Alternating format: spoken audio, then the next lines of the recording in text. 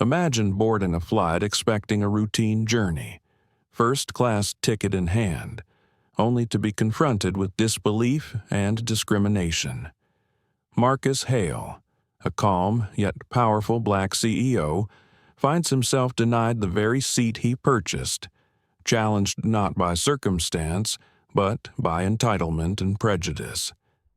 As whispers fill the cabin and eyes turn toward him, the question lingers. How far will one man go to reclaim dignity in a space that is supposed to be safe, fair, and professional?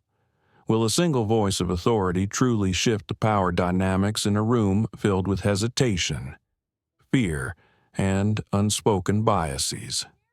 How does one maintain composure when confronted by systemic prejudice, while simultaneously demanding accountability, set entirely on a plane hurtling thousands of feet above the ground? This is more than a story of privilege and entitlement.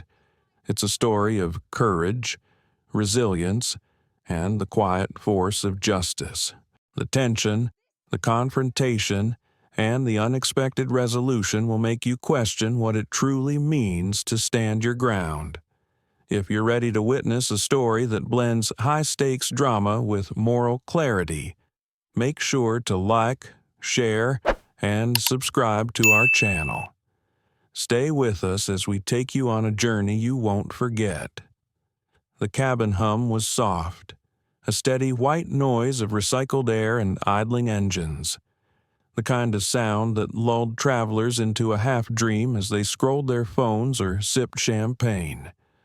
Flight 927 from JFK to San Francisco was minutes from closing its doors. First class was a sanctuary of leather seats, dim golden lighting, and whispered conversations. Then the intercom snapped to life. "Captain Reynolds, please report to the front cabin immediately." Captain Reynolds to the front cabin. The voice of flight attendant Kelly Morton was sharp, almost venomous. It cut through the calm like a shard of glass. Conversation stopped.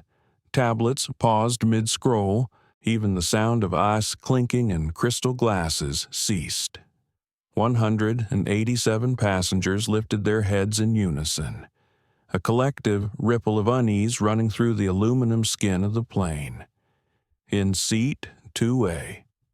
Marcus Hale had not moved in 17 minutes. He sat still, a figure carved from patience, his broad shoulders set against the curve of the seat. The fabric of his tailored navy suit caught the low light, immaculate, precise. His hands rested lightly on his lap, clasped loosely, unthreatening. But the stillness was misleading. Beneath the calm surface, a storm was already brewing. He knew this pattern. He had seen it before, lived it before. Kelly stood in the aisle, posture rigid, smile stretched thin like spun sugar, a brittle mask of professionalism coated with unease. She had asked him once, politely, for his boarding pass. He had shown it. She had asked again, this time insisting on ID. He had calmly replied that his boarding pass was valid and sufficient. Now, her voice over the intercom had turned the quiet of first class into a stage. Passengers craned their necks. A man in 1C, tapping his Rolex impatiently, muttered about delays. A newlywed couple in 2C whispered nervously, hands cupped to shield their gossip. A teenager in 4A tilted her phone upward, starting a live stream to a circle of friends. The feed counter ticked slowly upward. Dozens, then hundreds. The first drops of a digital storm. Kelly's eyes narrowed. "Sir, you are delaying this entire aircraft," she said, voice taut with authority she did not quite command. "The captain is on his way." Marcus finally moved. His eyes lifted from the face of the antique timepiece on his wrist. An Aaron and Sona, a relic of German precision engineering. His gaze was calm, steady, A ghost of a smile touched his lips. It was not a friendly smile. It was the kind of smile that carried centuries of weight. A smile that said, "I have seen this before, and I am not afraid." "I know," he said, his voice a deep baritone that seemed to absorb the light around him. At that same moment, his phone vibrated softly against the armrest. A single message lit the screen. From a contact labeled legal, the words were brief, efficient. Assets mobilized. "The stage is yours, sir." He did not react. He did not need to. His stillness was an act of quiet defiance, a refusal to play the part assigned to him by suspicion and prejudice. Yet inside, a whisper of weariness tugged at him. How many times in his 48 years had he been asked to prove his legitimacy, to justify his place in boardrooms, at hotels, at country clubs? Now, here, again, on a plane where he had paid full fare for a first-class seat. Each incident was a cut, small on its own but cumulative, scars layered over scars. The curtain at the front of the cabin rustled. Captain Thomas Reynolds appeared, 4 gold stripes glinting under the lights. He moved with the gravity of a man who had spent 3 decades guiding steel giants through turbulent skies. His eyes were pale, cold as a winter horizon. To Reynolds, passengers who defied the crew were like engine fires, rare, dangerous, and requiring immediate suppression. "Report," he said, his voice clipped, commanding. He had not been questioned in 25 years of flying. Kelly pointed at Marcus, her finger trembling despite her steel. "This man has been occupying seat 2A for almost half an hour. He refuses to present a valid ID to match his ticket. He has been non-compliant and evasive." The captain's gaze slid to Marcus, appraising, the Italian's suit, the posture calm, not aggressive, the watch that cost more than his car. Nothing about the man screamed danger. Yet Kelly's voice was tight, and Reynolds had trusted her instincts for years. She had saved him from potential disasters before. He trusted her now. That, he would later realize, was his first mistake. "Sir," Reynolds said, turning fully to Marcus, "I'm Captain Reynolds. I understand there's some confusion about your seating," without a word. Marcus reached to the seat beside him and lifted his boarding pass. Heavy cardstock, embossed with the Sky America Airlines crest. Flight 927, New York to San Francisco. Seat 2A. Passenger Marcus Hale. Reynolds took it, fingers brushing the paper's thick edge. He scanned it carefully. The font was correct. The barcode clean. The name matched the passenger manifest he had reviewed before departure. It all checked out. "This appears legitimate," Reynolds said, his voice softening ever so slightly. "It's a forgery," Kelly hissed, her whisper loud enough to reach half the cabin. "Captain, look at him. Really look at him. Does he look like he belongs here?" The words hung in the air like smoke. "In seat 5C. Maya Tran angled her phone higher. Her live stream counter leapt from hundreds to thousands. Comments flooded the screen. Did she just say that OMG? Flying while black? Here we go again. Sky America is about to get roasted. Reynolds felt the eyes of nearly 200 passengers pressing in. The weight of judgment multiplied by the invisible thousands watching online. In 1C, the man with the Rolex tapped it louder, glaring at Marcus. The honeymooners whispered more furiously. The teenager in 4A grinned, her own live stream capturing the scene from another angle. This was no longer a passenger dispute. This was a spectacle. A trial by public opinion. "Ma'am," Reynolds said, his voice low but dangerous, "clarify what you meant by that statement." Kelly's composure cracked. "You know what I mean," she snapped. "People like him. They don't pay cash for first class. They scam with stolen miles, fake upgrades. He's playing a game." The words landed like a slap. A ripple of disbelief surged through the cabin. A woman in 3D gasped audibly. Maya's live-stream comments were a waterfall of outrage. Marcus finally spoke, his voice calm, deliberate. "People like me," his words were soft, but they cut sharper than any shout. The cabin fell silent, suspended in the weight of the moment. Kelly's face flushed crimson, fear curdling into anger. "Don't twist my words," she snapped. "I process hundreds of passengers a day. I have a sixth sense for this. I know who belongs."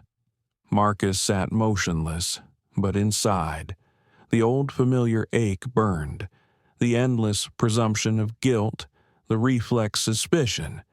How many times will this script replay in my life? His father's voice echoed in memory. "Son, they will doubt you before they know you. Carry yourself so they cannot mistake your strength." Marcus lifted his eyes to Captain Reynolds, waiting. He knew the storm was just beginning. The tension in the cabin thickened like humidity before a storm. Passengers who had been staring discreetly now openly leaned into the aisle. Some lifted phones higher, lenses capturing every flicker of expression. The atmosphere was no longer polite discomfort. It was expectation. Collective curiosity sharpened into judgment. Everyone wanted to see what would happen next. Marcus Hale remained seated, his posture unchanged, as though the drama unfolding around him was a play he had already seen too many times. But his eyes, calm as they seemed, carried a weary fire. Kelly Morton's smile had vanished. Her lips were pressed into a thin line, her arms folded across her chest in a defensive knot. She had stepped past professionalism into something raw, fueled by instinct, the kind of instinct she had always trusted but never questioned. In her mind, she had convinced herself she was protecting the integrity of the cabin, protecting her airline, protecting order. But deep beneath that justification lay an older reflex, one rooted not in duty but in suspicion of the man in seat 2A. "Sir," Kelly said, her voice sharp, "I'll need to see a government-issued ID immediately. Driver's license, passport, something. That boarding pass doesn't prove anything." Marcus did not flinch. His voice was steady, measured. "The boarding pass is valid. You can scan it. It matches your manifest. That is all that is required." Her cheeks flushed. Passengers shifted uncomfortably. Captain Reynolds glanced between them, his hand tightening on the back of seat 1B. He had been trained to trust his crew, but he could feel the weight of eyes, the invisible presence of live-stream viewers. Protocol told him to support his attendant. His gut told him something else, something quieter, but he ignored it. In 5C, Maya Tran whispered into her phone's microphone, narrating for her viewers. "He already showed the ticket. She just doesn't believe him. Guys, this is unbelievable." Her viewer count shot upward, comments scrolling too fast to read, words like racism, discrimination, and lawsuit peppered the feed. Marcus leaned back slightly. He remembered a moment years ago at a 5-star hotel in Zurich where a concierge had insisted he wait while other guests breezed through check-in. He had complied that time, swallowing his pride, choosing peace over confrontation. He had gone to his suite with his dignity bruised, wondering if silence had been the wiser choice. That memory now pressed against his chest. Should he yield again? Should he hand over his driver's license simply to diffuse this storm? The thought lingered only a moment before he dismissed it. Yielding had never stopped the cycle. Silence had never rewritten the story. His presence here, his calm refusal, was not just for himself, but for every person who had been quietly questioned, quietly doubted, quietly erased. Captain Reynolds shifted his weight, his voice firm. "Mr. Hale, for the sake of everyone's peace of mind, if you could just provide another form of identification, we can resolve this quickly." A murmur of approval rolled through the cabin. Some passengers nodded, eager for the disruption to end. The man in 1C spoke louder this time, exasperation dripping from his tone. "Yes, please. Some of us have connections to make. Let's not waste another minute." Marcus turned his gaze toward Reynolds, his expression unchanged. Inside, however, he felt the first stirrings of anger hardening into resolve. He could almost hear his mother's voice from childhood. "You do not bow when you are right. You stand, and you let them see your spine." "My boarding pass is valid," Marcus repeated calmly. "Your systems confirm it. If that is insufficient, the problem is not with me." Kelly's composure cracked further. "Captain, he's being evasive. Listen to him. He's buying time.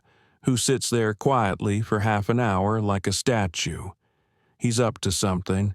Maya's phone captured every word. Her chat exploded. "This is crazy. She's panicking. He's literally just sitting there. I cannot believe this is happening in 2025. The cabin lights seemed harsher, the air thinner. Reynolds rubbed the back of his neck. Frustration building. "Ms. Morton, keep your voice down. We don't need to alarm the entire cabin. It's too late for that," Marcus said softly. His eyes flicked across the sea of faces. Strangers who now carried their own judgments of him. Strangers who would go home tonight and tell the story of the black man in first class who caused a scene, no matter what the truth turned out to be. The thought twisted in his chest, but he stayed steady. Kelly straightened, her voice trembling yet defiant. "Captain, I know my instincts. People like him."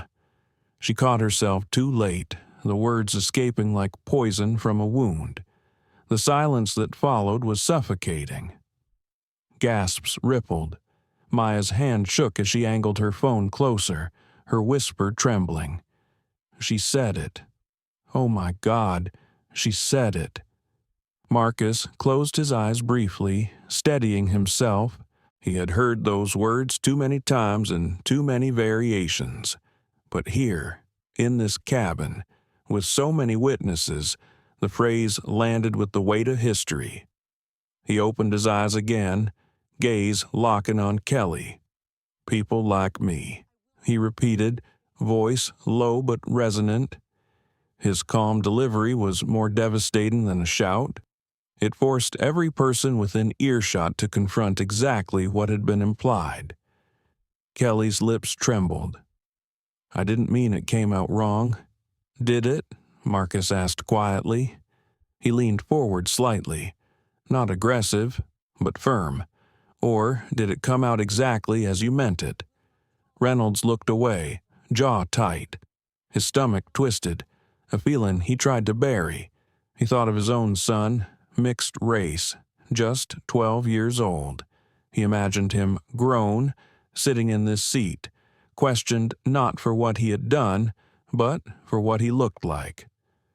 The thought unsettled him, but he said nothing. Authority demanded control, not confession. Around them, first class had become a courtroom. Passengers were no longer silent observers. They were jurors, recording, streaming, passing judgment in real time. The verdict was already forming online, outside the captain's control. Kelly's hands shook. She tried to salvage her stance, clinging to procedure. "Captain, we need to remove him before departure. This is delaying the flight." Marcus's phone vibrated again. He glanced at the message but did not move to reply. The words were clear. "Stand firm. Cameras rolling. Public watching." He exhaled slowly, the sound controlled, almost meditative. "I am not leaving this seat," Marcus said. His tone was not loud, but it cut through the tension like a scalpel. "I have complied with every requirement. I am in my assigned place. The only confusion is the one you have chosen to create." The captain's patience thinned.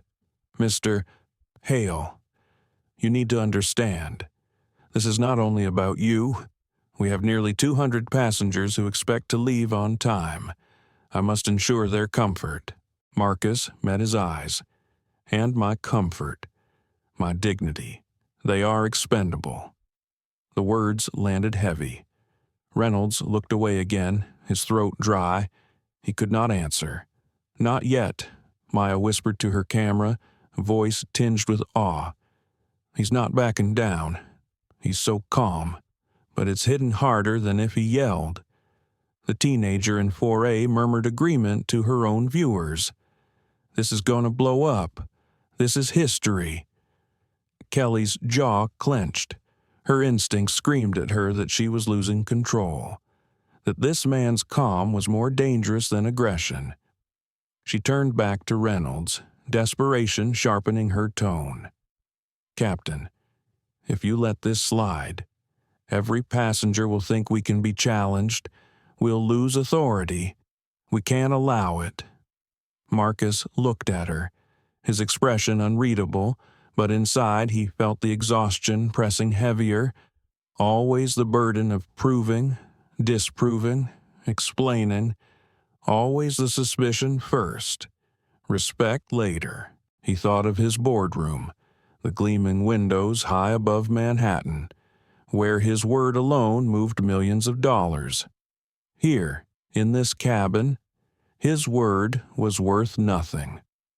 He glanced once more at his watch, not to check the time but to remind himself of control.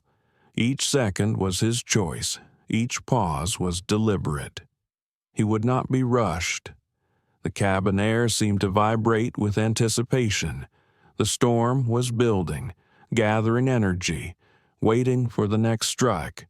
Marcus knew it was coming.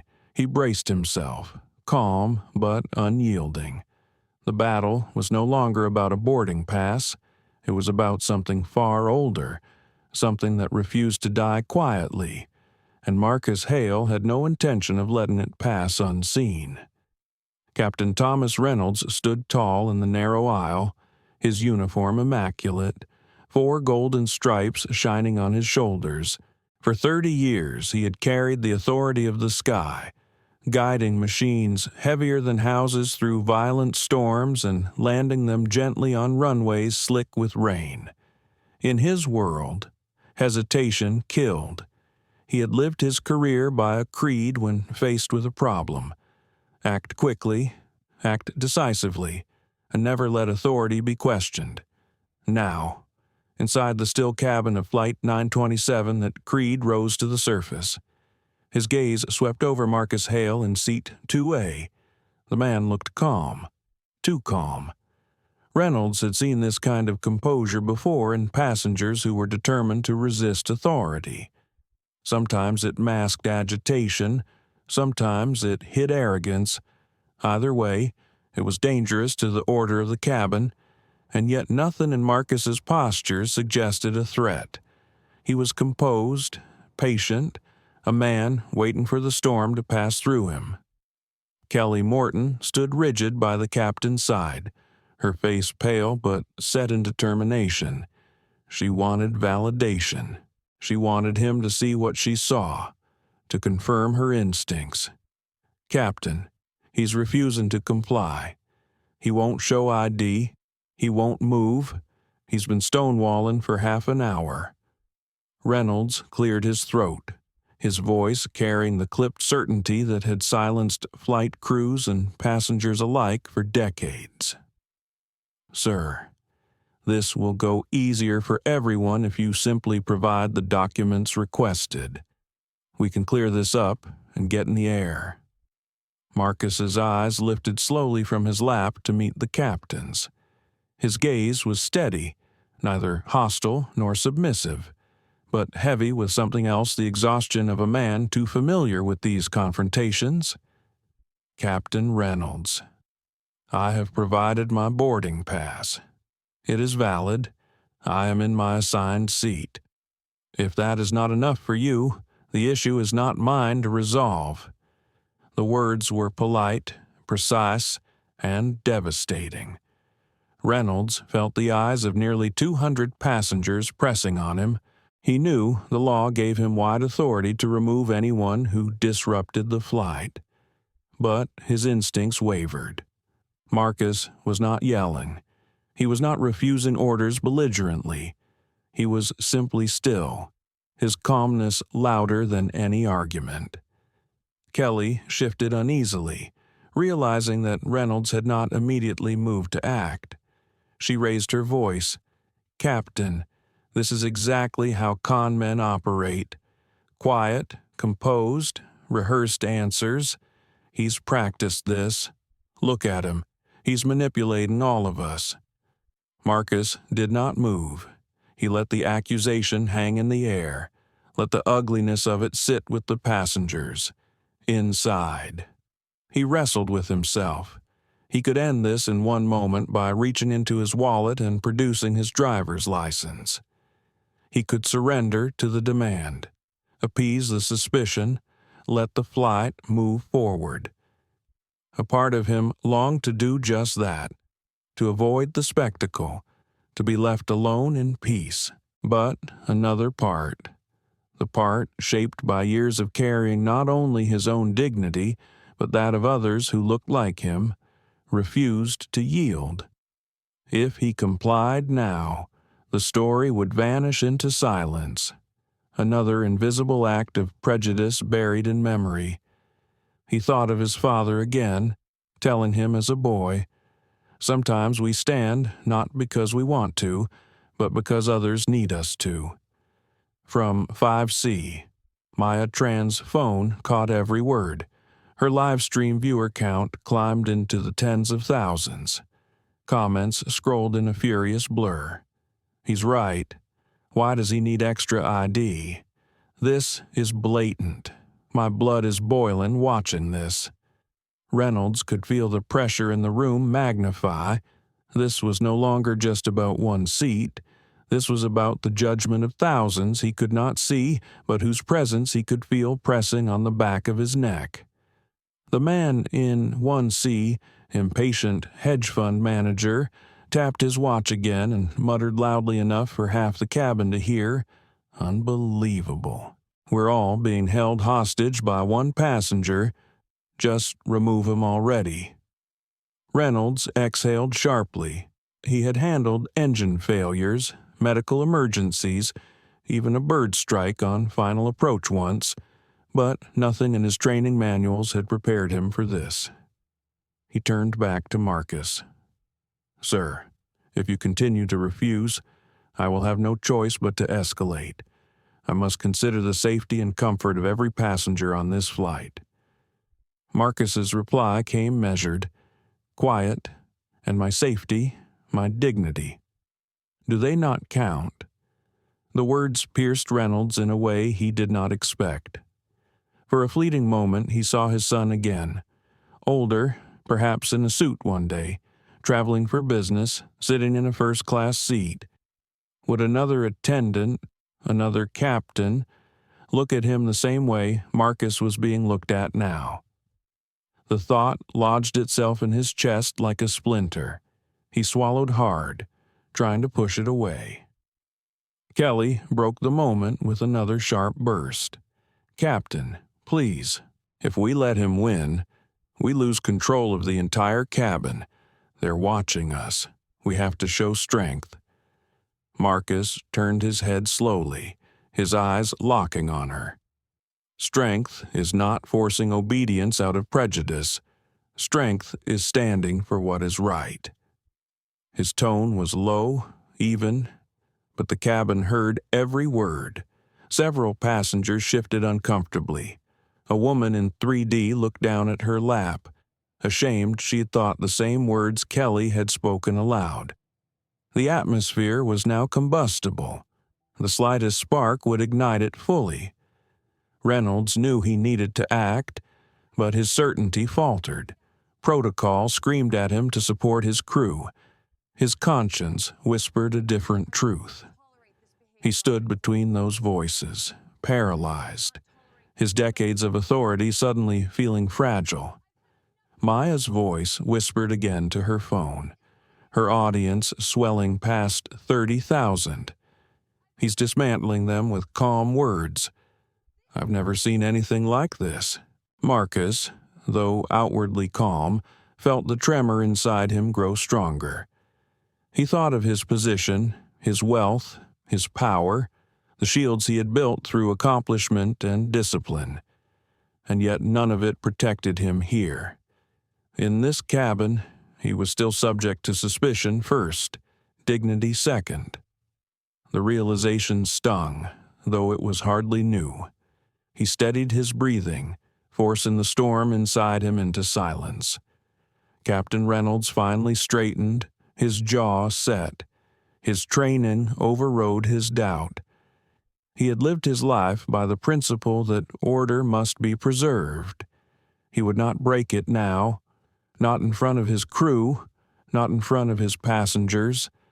His voice carried the weight of authority he had wielded for a lifetime. Mr. Hale, if you do not comply immediately, I will be forced to remove you from this aircraft. Gasps rippled. Phones tilted higher. Maya's hand shook as she whispered, "He's doing it. He's really going to do it." Marcus's calm broke only slightly. His voice edged with steel. "No, Captain Reynolds, I will not leave my seat. I will not surrender my rights to appease your attendant's prejudice." The silence that followed was absolute. The line had been drawn. The next act of the drama would decide not only the course of this flight, but the reputations, careers, and futures of those involved. Reynolds felt his heart thud heavily. A man who had faced storms and mechanical failures suddenly realizing the most dangerous crisis of his career was not in the sky, but here, in this cabin, on the ground, in front of strangers and cameras. He lifted his hand to his radio, voice clipped, ground. "This is Captain Reynolds. We may need security to the aircraft." Maya's stream count surged past 50,000. Online outrage burned hotter. The passengers sat frozen, suspended between fear and fascination. And Marcus Hale, seated calmly in 2A, felt the weight of history pressing against his chest. He had chosen his path. He would not move. The storm had only just begun. The cabin of Flight 927 had become a chamber of suspended breath. Time itself felt stretched, the air thick with anticipation. Marcus Hale remained seated, his calm presence more unnerving to his accusers than if he had raised his voice. Calm was power. Calm was control. Calm was also infuriating. Kelly Morton's nerves had begun to fray. She had stood in front of hundreds of passengers in her 8 years of service. Diffused tempers, soothed complaints, even comforted families in moments of grief. But this was different. This man did not defer to her authority, did not bend to her demands, did not give her the satisfaction of compliance. Each second of his silence magnified her own unease, and beneath that unease lay the echo of words she could not take back. People like him. The cabin had heard it, the cameras had captured it. Maya Tran's live stream was now a torrent. comments flooding so fast they blurred into a wall of outrage. The count of viewers had soared past 70,000. The words, "flying while black," were already trending on 3 platforms. Kelly did not yet know the full scale of what she had unleashed, but she could feel it in the heat of eyes pressing into her back. Captain Thomas Reynolds adjusted his cap and straightened his shoulders. He needed to act, to reclaim control. His radio call for security had already been made. It was only a matter of minutes before officers arrived at the cabin door. He told himself this was procedure, nothing personal, a matter of order. Yet inside, doubt gnawed at him, the image of his own son flickering in his mind like a warning. Still, 30 years of command had trained him to suppress doubt. Doubt did not keep planes in the air. Kelly's voice cut through the silence, sharp and cracking under strain. "Captain, the other passengers are growing uncomfortable. They paid for first class, for peace and safety. This man is disturbing everyone." Marcus turned his head, his eyes steady on her. His voice was quiet, almost gentle, but it carried across the cabin with the force of something undeniable. "I have spoken less than 10 words since boarding. If your definition of disturbance is my silence, perhaps the problem is not me." The words struck harder than if he had shouted. Several passengers shifted in their seats, guilt flickering across faces. They knew he was right. They also knew that their own silence made them complicit. The teenager in 4A whispered to her phone. "He's destroying her argument without raising his voice. This is history in real time." Kelly felt her composure unraveling. The words she had spoken earlier replayed in her mind, burning her cheeks. She tried to rebuild her defense, clinging to procedure. "Captain, I trust my instincts. I know when someone is trying to cheat the system. He doesn't belong in that seat. He doesn't belong here." Marcus did not flinch. Instead, he repeated her words softly, as if tasting them. "Doesn't belong. Because why? Because you cannot imagine someone like me in this space." Reynolds's stomach tightened. The question hung like a weight in the air. He could feel every eye watching. Not just the passengers, but the invisible thousands streaming on their devices. The pressure of unseen judgment pressed heavier than gravity. The man in 1C erupted, impatient snapping his restraint. "Captain, for God's sake, we've wasted enough time. Remove him. I paid $3,000 for this seat to avoid this nonsense. If he can't prove he belongs, he shouldn't be here." Maya's stream exploded. The comments raged. Did he just say that $3,000 doesn't buy you the right to racism? This whole plane is complicit. Marcus turned to the man briefly, his expression calm but piercing. "And you? Sir, did you prove you belong when you sat down, or was your skin enough?" The hedge fund manager flushed, words catching in his throat. He turned away, muttering under his breath, but the cabin had heard him falter. Kelly's breathing quickened. Her authority was crumbling, her certainty cracking, in desperation. She reached for the intercom again. Security to the front cabin. Immediate assistance requested. The announcement echoed through the plane, sealing the escalation. Marcus inhaled deeply, steadying himself. He felt the storm's eye close around him. He could almost hear the voices of his board members, his legal team, the people who had prepared him for this possibility. Still, it was different to live it, to sit under the gaze of strangers and cameras, accused for nothing more than existing in a space he had paid to enter.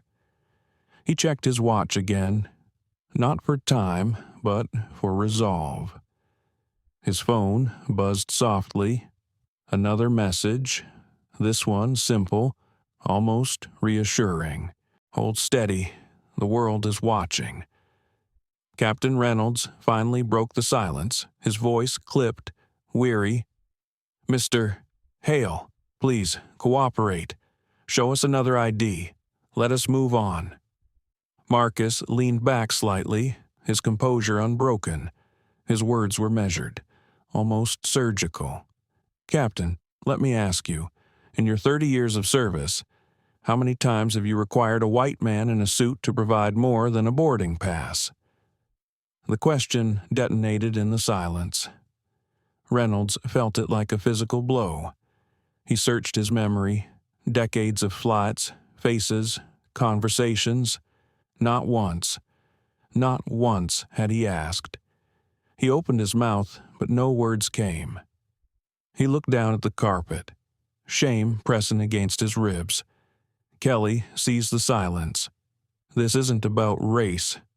This is about protocol. No, Marcus said quietly. This is about prejudice. You assumed. You accused. And now you are exposed. The words left her trembling.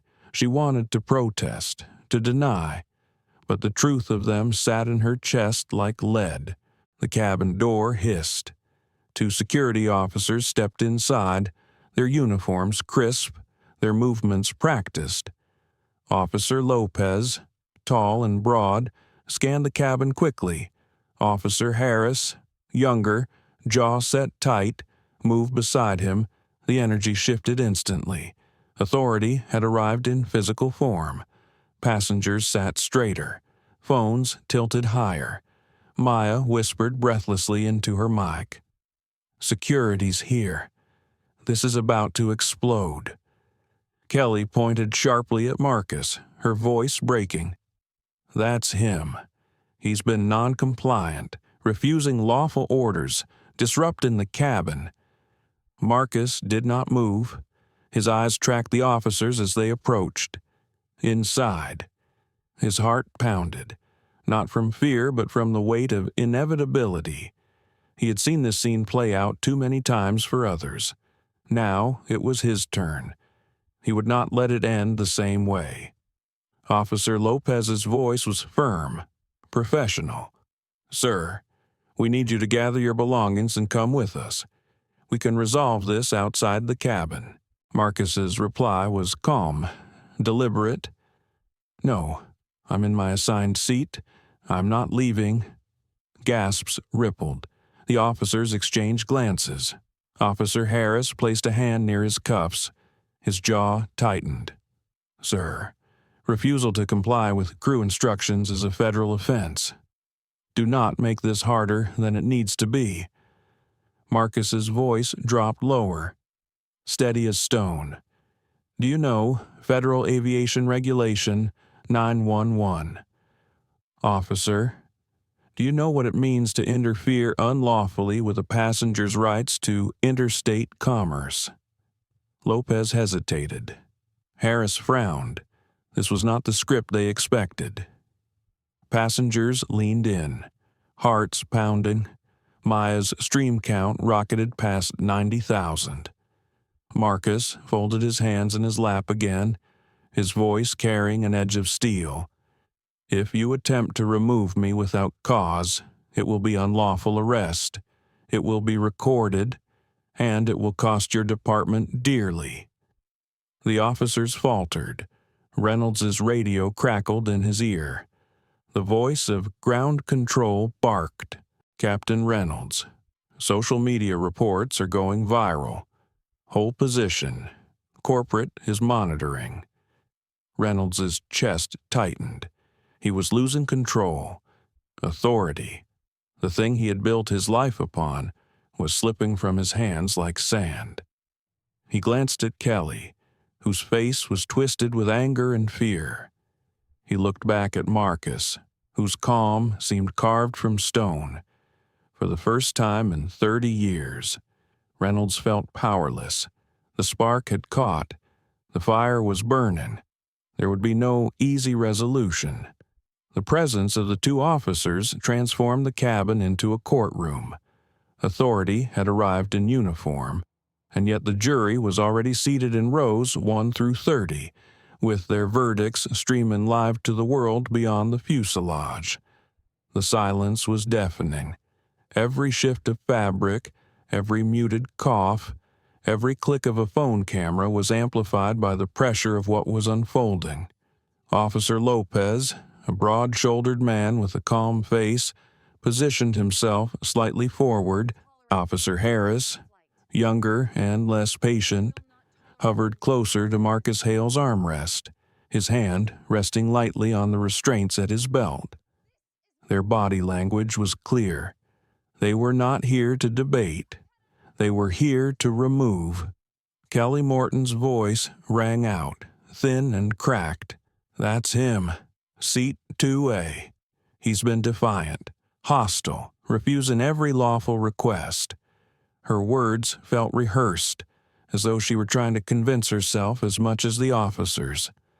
Marcus raised his head, his eyes steady, his voice low but audible. "Officers, I am seated in the place for which I purchased a ticket. I have complied with every regulation. What I have not complied with is the prejudice of your crew." Murmurs rippled through the rows. Several passengers ducked behind their phones, trying to steady shaky recordings. Maya Tran's live stream counter passed 100,000 viewers. The scrolling chat now unreadable. News networks were joining in, rebroadcasting her feed in real time. The cabin of Flight 927 was no longer just a pressurized space in the sky. It was a global stage. Officer Lopez cleared his throat. His tone was firm, rehearsed, but there was hesitation in his eyes. "Sir, this does not have to be difficult. If you'll step off with us, we can verify your information and get you rebooked." "No." Marcus's voice sliced through the tension. He did not raise it. He did not need to. The word itself carried the weight of a verdict. Kelly's composure snapped. "Captain Reynolds, you cannot let him refuse." "This is trespassing. This is obstruction. Ms. Morton," Marcus interrupted, his voice edged with something sharp and sorrowful. "The only obstruction here is your refusal to believe that a man like me belongs where I am." The words landed heavier than turbulence. Reynolds flinched as if struck. For a moment he wanted to defend his crew, to cling to the chain of command that had shaped his life, but the memory of his son flickered again, this time stronger, burning shame into his gut. Harris stepped closer, his patience gone. "Sir, last warning. Stand up or we will remove you."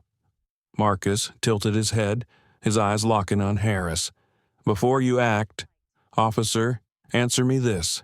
In your 10 years on duty, how many white passengers have you restrained for sitting quietly in their assigned seat?" The question was a blade. Harris's jaw tightened. He opened his mouth, closed it, opened it again. The silence was answer enough. Marcus pressed further, his voice steady as stone. "And how many black passengers?" The air cracked with tension. Harris's face reddened. He glanced at Lopez, but his partner's expression betrayed discomfort. Harris muttered, "This isn't about race. It's about compliance." "No," Marcus said, his voice carrying the quiet fury of years. "It is always about race. You just never say it out loud." The cabin door hissed. Another voice crackled through Reynolds's earpiece.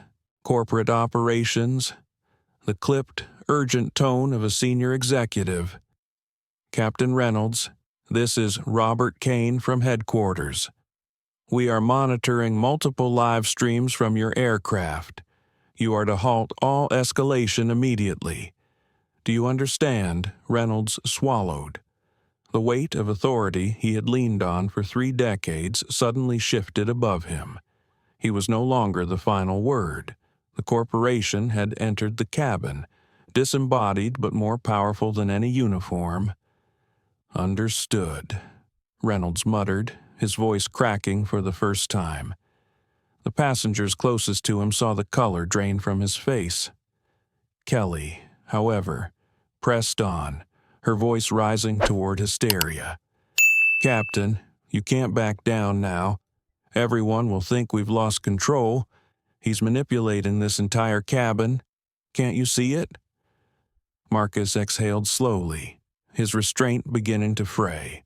He thought of the many times he had chosen silence in the face of small humiliations, of the weight of invisibility he had carried like a second skin. He thought of his company boardroom, where he sat at the head of the table, commanding respect without question.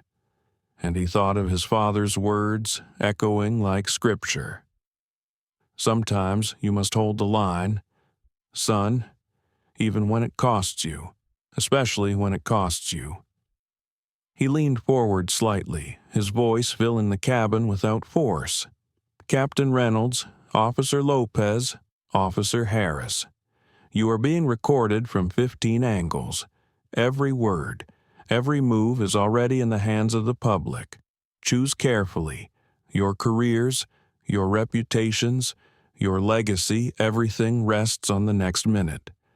The words were not threat, but prophecy. Maya's camera shook as she whispered to her audience, "Oh my God, he's in control now. They can't touch him. This is unreal." Her comment feed exploded. Viewers tagged civil rights attorneys, journalists, activists. The incident had become a movement. Lopez shifted his stance, suddenly less sure. His training had not prepared him for a passenger who wielded law like a shield and truth like a blade. Harris, still simmering, muttered, "This can't end with him winning." Reynolds heard the whisper, and it chilled him. This was no longer about authority. It was about pride, ego, bias. He looked at Marcus, sitting so still, and for the first time saw not defiance but dignity. A man simply refusing to be erased. Another crackle from his radio. Kane's voice again, sharper now. "Captain, confirm compliance. The board is already convened.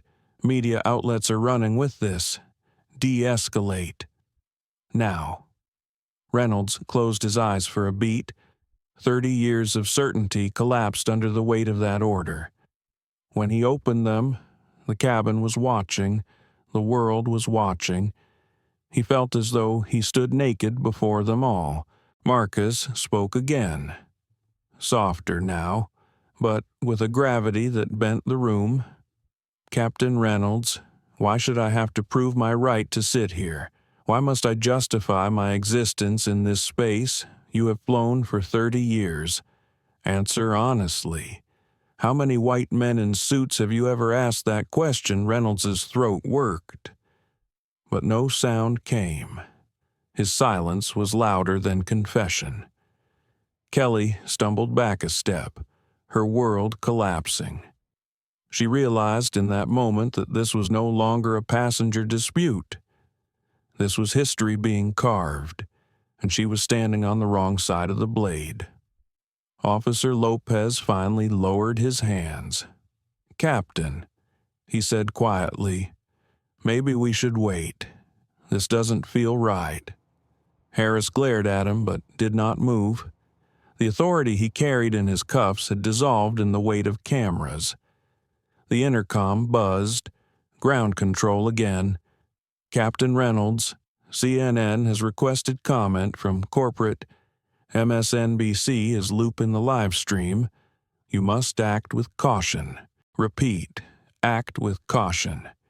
Passengers shifted, whispers swelling like a tide. Everyone knew, everyone felt it. This was no longer a routine flight. This was a turning point. Marcus leaned back again, his composure unshaken. His voice reached every corner of the plane. "Ladies and gentlemen, You're witnessing not just an argument over a seat. You're witnessing how prejudice becomes policy, how silence becomes complicity, and how dignity is demanded, not granted. Phones tilted higher. Maya's audience crested 150,000. Comments poured like a flood. History, hero, stand strong. Captain Reynolds felt sweat bead under his collar. For the first time in his life, he had no command to give. He was a man caught between protocol and justice, and both were slipping from his grasp. Marcus folded his hands once more, his watch gleaming in the overhead light. His calm returned, the kind of calm that spoke louder than thunder. Captain, I am not leaving this seat, and I am not leaving this truth unspoken. The line was drawn, and this time it would not be erased. The hum of the engines was steady, but inside the cabin of Flight 927 the air felt brittle, as if the slightest spark could shatter it. The officers stood frozen between duty and doubt. Captain Reynolds lingered in the aisle, the authority in his voice hollowed out by corporate interference. Kelly Morton's face was pale, her certainty leaking from her like air from a punctured tire. And Marcus Hale sat in his seat, unmoved, watching it all unfold with the patience of someone who had been here many times before. His phone vibrated softly against the armrest. He glanced at the screen, his jaw tightening ever so slightly. A message had arrived from a contact labeled legal. The words were short, clinical, but heavy as stone. Assets mobilized. The stage is yours. Marcus slid the phone back into his pocket. He lifted his eyes toward Reynolds, who stood rigid like a soldier awaiting orders from an unseen general. Captain Reynolds, Marcus said, his voice low but clear. You asked me to prove myself, but you never asked your attendant to prove her accusations. You trusted her instincts. You doubted my humanity. And now the world is watching the cost of your assumptions. Reynolds's throat constricted. He wanted to protest, to explain, to insist that protocol had guided him, but protocol felt flimsy now, exposed as a mask for something uglier. His eyes darted to the overhead bin, anywhere but at Marcus. Kelly stepped forward, her voice rising with desperation. You're twisting this. You're making me out to be something I'm not. I was just doing my job. I was protecting this plane. Marcus turned his gaze on her, and the weight of it made her falter. Protecting it from what? Ms. Morton, from a man reading quietly in his seat. From a ticket you didn't believe belonged to me because of the color of my skin. Tell the truth. At least once today. Who were you protecting them from? Her lips trembled. The answer clung to her tongue but refused to come. Before the silence could stretch further, the captain's radio erupted with a burst of static. A new voice cut through, deeper, colder, dripping with executive authority. Captain Reynolds, this is Senior Vice President Robert Kane. You are to cease all attempts to remove the passenger in seat 2A immediately. Acknowledge. Reynolds's shoulders sagged, the golden stripes on his uniform suddenly feeling like weights. His reply was weak. Acknowledged. Gasps rippled through the cabin. Passengers exchanged glances, realizing that something far greater than an unruly passenger was unfolding. Maya Tran's phone shook in her hands as she whispered breathlessly, "Oh my God, corporate just intervened. They're watching this in real time." Kelly's face twisted in disbelief. "What? You can't be serious. He's manipulating everyone. You can't let him win." The radio crackled again. Kane's voice was sharper now. "Ms. Morton, If you're speaking, stop. Effective immediately. You are relieved of duty for the remainder of this flight. Do not address the passenger again." Kelly's mouth fell open. Her world tilted beneath her feet. 8 years of service. Hundreds of flights. And never once had she been silenced like this. She stumbled back a step, her eyes darting around the cabin, searching for someone, anyone, to validate her. None came. Marcus exhaled slowly, steadying himself. This was the moment. The line between private humiliation and public reckoning had already been crossed, but now it was time to reveal the truth. He reached down, lifting a slim leather portfolio from beneath his seat. His movements were slow, deliberate, every motion captured by dozens of phones. Officer Harris stiffened, his hand twitching toward his cuffs. "Sir, no sudden movements. I'm retrieving documentation," Marcus replied evenly. He opened the portfolio, withdrawing a single heavy card, embossed with an elegant crest. He placed it on the armrest, sliding it toward the nearest officer. Lopez picked it up. His eyes scanned the lettering, and the blood drained from his face. His hand shook as he passed it to Harris. Harris frowned, reading aloud before he realized the weight of the words. Marcus Hale, Board of Directors, Horizon Airlines. The cabin detonated in whispers, gasps, disbelief. Board of Directors. Not a manager, not an executive, but a man sitting at the very top of the corporation. The man whose decision shaped the future of everyone wearing the uniform of Horizon Airlines. Kelly's knees buckled. She collapsed into the nearest seat, her face buried in trembling hands. Her entire argument crumbled in an instant. Reynolds' vision blurred. The words refused to settle in his mind.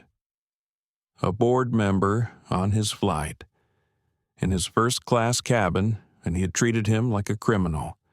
His 30 years of service, his pension, his legacy. He saw them slipping away like smoke. Marcus leaned back, his voice calm but edged with iron. "You demanded proof of my worthiness to sit here. There it is. Proof enough for you. Captain, proof enough for you. Ms. Morton. Or will you demand more until my dignity is stripped bare?" The cabin was silent, save for the frantic tapping of passengers sending messages, uploading clips, broadcasting the revelation to the world. Maya's livestream count leapt past 200,000, the comments exploding into jubilation and fury. He's the board member. They tried to humiliate their own boss.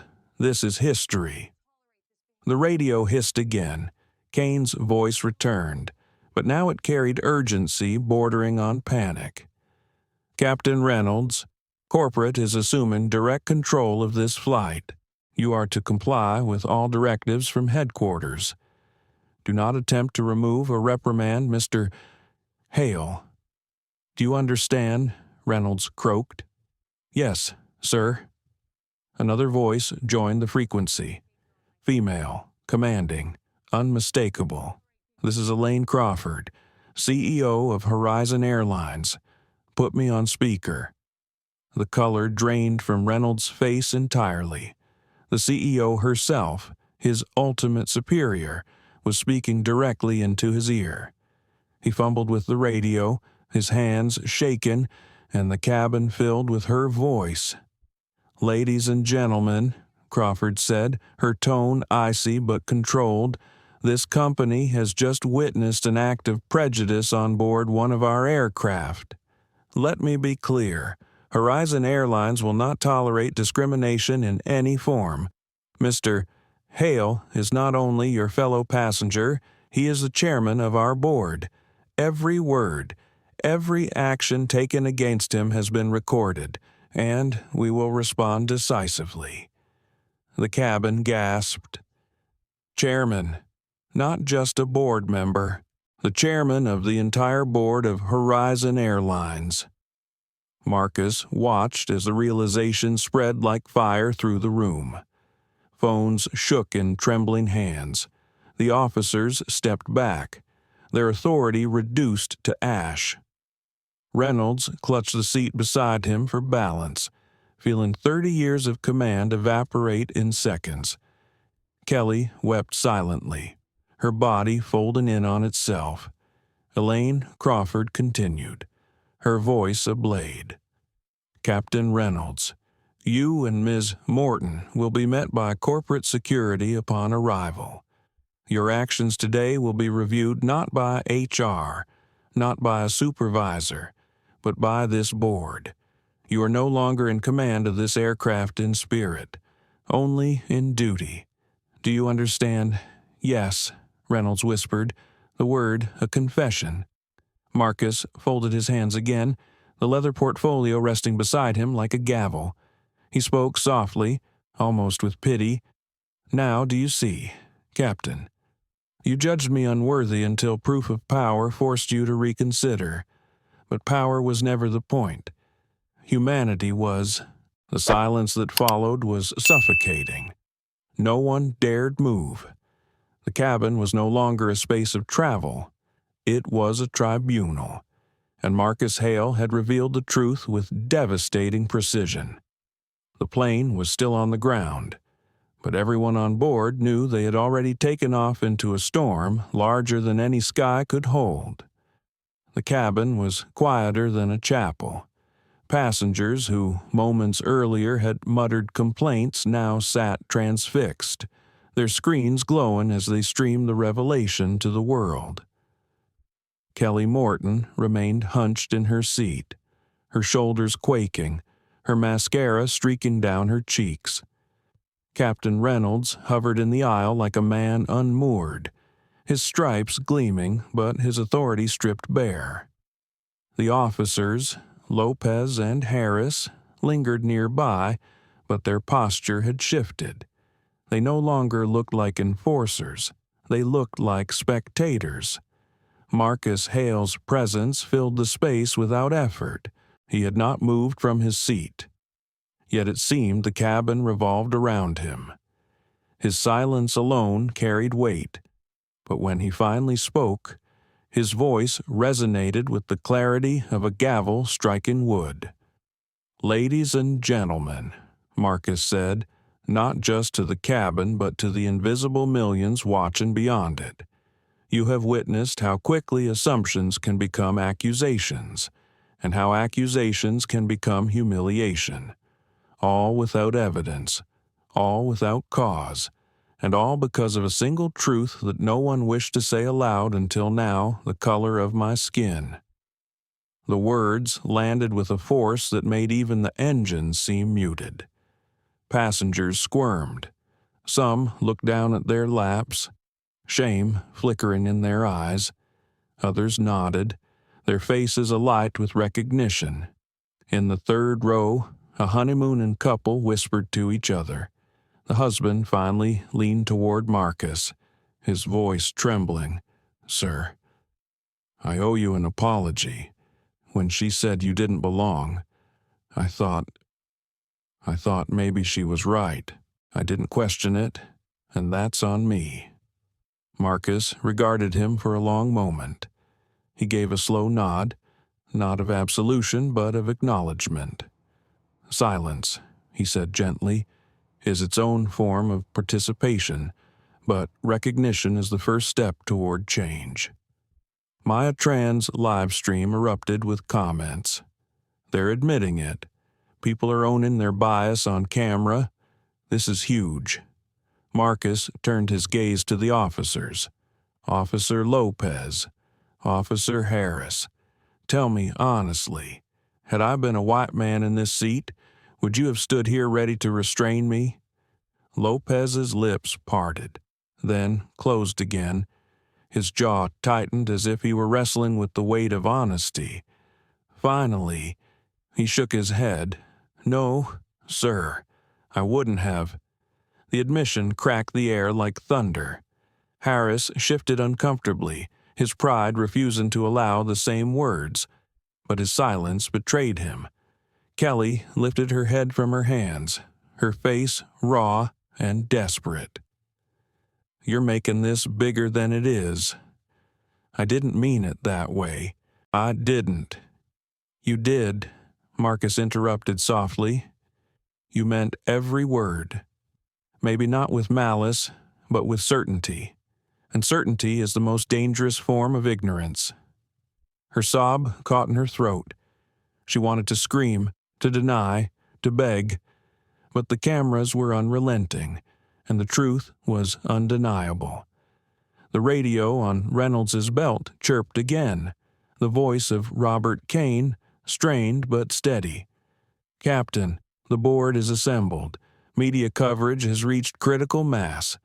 CEO Crawford has instructed me to tell you this: do not, under any circumstances, attempt further action against Mr. Hale.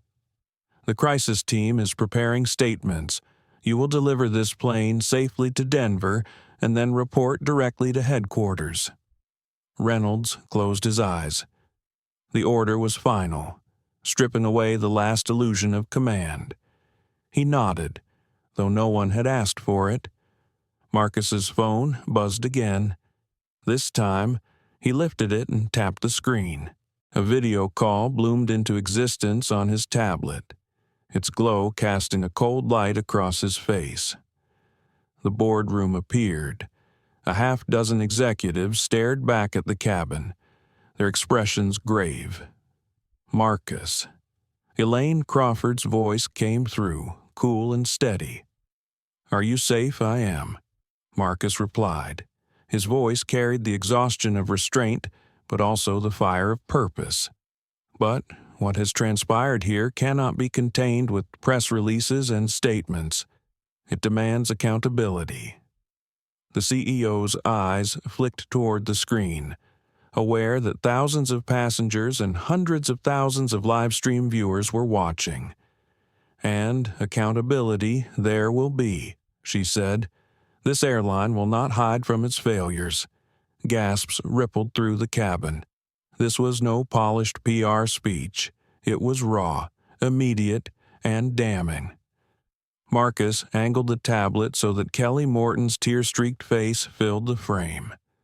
"Ms. Morton," he said, his tone cutting but not cruel. "Repeat what you told me, about people like me." Her lips trembled. I can't. You must." His voice hardened, because denial will not erase it. "Say the words." Her chest heaved as she whispered, barely audible. "I said, people like you don't belong here." The cabin froze. The live-stream chat exploded. Kelly covered her mouth as if she could stuff the words back inside. Tears streamed down her face. Marcus looked back at the board on the tablet. "You heard her. This is not an isolated slip. This is systemic. 47 complaints in 1 quarter, unresolved. And today, the mask slipped in front of the world." Elaine Crawford's face was grim. "You are right, and the consequences will be proportionate." Marcus leaned forward, his voice resonant, almost solemn. "This is not just about me. This is about every passenger of color who has been humiliated, degraded, removed from flights for no reason beyond bias. Today, we make an example. Today, we draw the line." The words ignited something in the cabin. Passengers who had remained silent now raised their voices. A woman in row 6 called out, "I saw it. He wasn't doing anything." She just assumed another from economy shouted, "I'm black, and this happened to me last year on another airline. Nobody believed me. Now the world sees it." Maya's phone nearly overheated as the viewership counter surged past 300,000. Journalists from every major outlet were quoting her stream in real time. The flight was no longer a journey. It was a tribunal, a reckoning. Reynolds's knees felt weak. He gripped the back of a seat to steady himself, His voice, once commanding, now broke as he whispered, "God forgive me. I never saw it this clearly before." Marcus's gaze softened for just a moment. He saw the crack in the captain's armor, the glimpse of humanity beneath the uniform. But empathy did not erase accountability. The CEO's voice broke the silence from the tablet. "Mr. Hale, what would you have us do?" Marcus's answer came without hesitation. Begin by acknowledging the truth, then commit to structural change. Bias training, independent review, zero tolerance. And let today stand as the case study for what happens when prejudice goes unchecked. The board members exchanged glances. One of them, a man with steel-gray hair, nodded. "Consider it done." Marcus leaned back, his strength unshaken. "Good, because silence has been the policy for too long, and silence ends today." The engines rumbled as the plane prepared to taxi, but inside, the passengers remained locked in their seats, captivated not by the promise of arrival but by the gravity of what was unfolding in the skies. The tide had turned, and nothing not Kelly's tears, not Reynolds' shame, not corporate spin could roll it back. The aircraft finally began to move, a low rumble beneath the cabin floor. Outside the windows, ground crew scurried with headsets and neon vests, unaware of the storm inside the fuselage. Yet no one inside cared about taxiing, about schedules, or even about Denver. The passengers were riveted, held hostage not by metal restraints but by history unfolding 20 feet above the tarmac. Marcus Hale had not raised his voice once, yet his presence filled the cabin like thunder. The CEO's face lingered on the tablet, her eyes sharp, her words echoing in every ear. Accountability, reform, change. But Marcus knew words, even corporate words, could evaporate like condensation unless anchored by action. The eyes of hundreds of thousands, maybe millions, demanded proof. He turned his gaze to the passengers themselves, the silent jury who had been watching this trial with their phones. "You've seen everything," Marcus said, his baritone steady. "You've witnessed every word, every assumption, every humiliation. Now tell me, am I guilty of being in this seat?" The question struck the cabin like a match. Silence lingered, thick and oppressive. Then, slowly, a woman in row 3 raised her voice. "No, you weren't guilty of anything. We all saw it. She judged you before she spoke to you." Her courage rippled. A college student in row 7 spoke next. "I was streaming too. People on my feet are saying the same thing. You didn't do anything wrong. It was bias. Plain and simple." The floodgates opened. A businessman in row 1, who earlier had tapped his Rolex in irritation, cleared his throat. His voice was low, reluctant, but undeniable. "I admit it. When she questioned you, I thought, well, maybe she had a reason. I didn't question her motives. I wanted the flight to leave on time. Convenience mattered more to me than fairness, and that's on me." Marcus nodded slowly, his eyes softening. That honesty is where change begins. The officers shifted uneasily, no longer authority figures but witnesses. Harris's face was flushed, his pride stripped raw. Lopez bowed his head slightly, as if acknowledging that the room itself had passed judgment. Maya Tran's live stream surged to nearly 500,000 viewers. The chat was ablaze. They're admitting it. This is bigger than a lawsuit. This is a movement. Kelly Morton's breathing grew ragged. She had never felt so naked. The uniform that once gave her authority now clung like a costume from a bad play. The world had heard her words. Her daughter's face flashed in her mind, innocent eyes that one day might search the internet and find this moment preserved forever. Her shame was no longer private. It was eternal. Marcus looked at her, and though his expression was stern, there was no gloating. Ms. Morton, redemption begins with truth. Do you see now what your assumptions cost? Not just me, not just this flight, but the entire company, and every passenger who watches in horror, knowing they could be next. She couldn't answer. Her tears streamed freely, her voice a broken whisper. I see it. God help me. I see it. Captain Reynolds swallowed hard. His hand trembled on the seat back. His voice, once clipped and commanding, now cracked with the vulnerability of a man confronting his own reflection. Mr. Hale. Marcus. I can't undo what I did today. I can't undo 30 years of looking the other way. But if you'll allow it, I want to learn. I want to make this right. Marcus studied him for a long moment. His eyes, usually steel, glimmered with something more human. Captain, making it right will cost you. Pride, reputation, comfort. Are you prepared to lose those? Reynolds nodded slowly, shame settling in his chest like lead. If that's the price of honesty, yes. The plane bumped lightly as it reached the runway, but no one noticed. The drama inside was louder than the roar of engines. Marcus turned the tablet back toward the boardroom. The executives sat rigid, their faces pale in the glow of screens. You've heard your captain. You've heard your crew. You've heard your passengers. What will Horizon Airlines choose, silence or transformation? Elaine Crawford leaned forward, her jaw set. Transformation, she said firmly. I will not preside over another quarter of complaints buried in bureaucracy.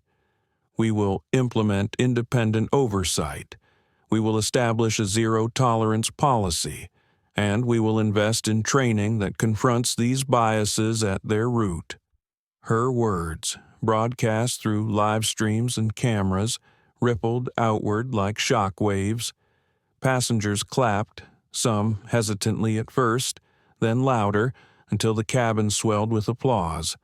Marcus raised a hand, and the applause softened. Words are a beginning, but accountability must be lived. Ms. Morton, Captain Reynolds, you will become the face of this reform, not hidden away, not quietly dismissed. You will tell your story to every hub, every new employee, every trainee. You will stand in front of them and explain exactly what went wrong here and why it must never happen again. Kelly gasped. You want me to relive this over and over, yes, Marcus replied, his voice neither cruel nor kind, simply resolute, because your story will save others. Your humiliation today may prevent humiliation tomorrow. That is how you begin to repair what you broke. Reynolds's lips trembled. If that's what it takes, then I'll do it.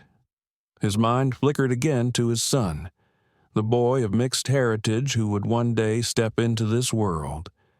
He thought of him boarding a plane, of another uniformed stranger's glance. He felt a surge of determination cut through the fog of shame. The live stream comments exploded. They have to face it. This is real accountability. This could change everything. Marcus leaned back, his chest rising and falling slowly. He was tired, soul tired, but his eyes still burned with purpose. He tapped his phone, opening a draft press release already prepared. The passengers nearby glimpsed the headline.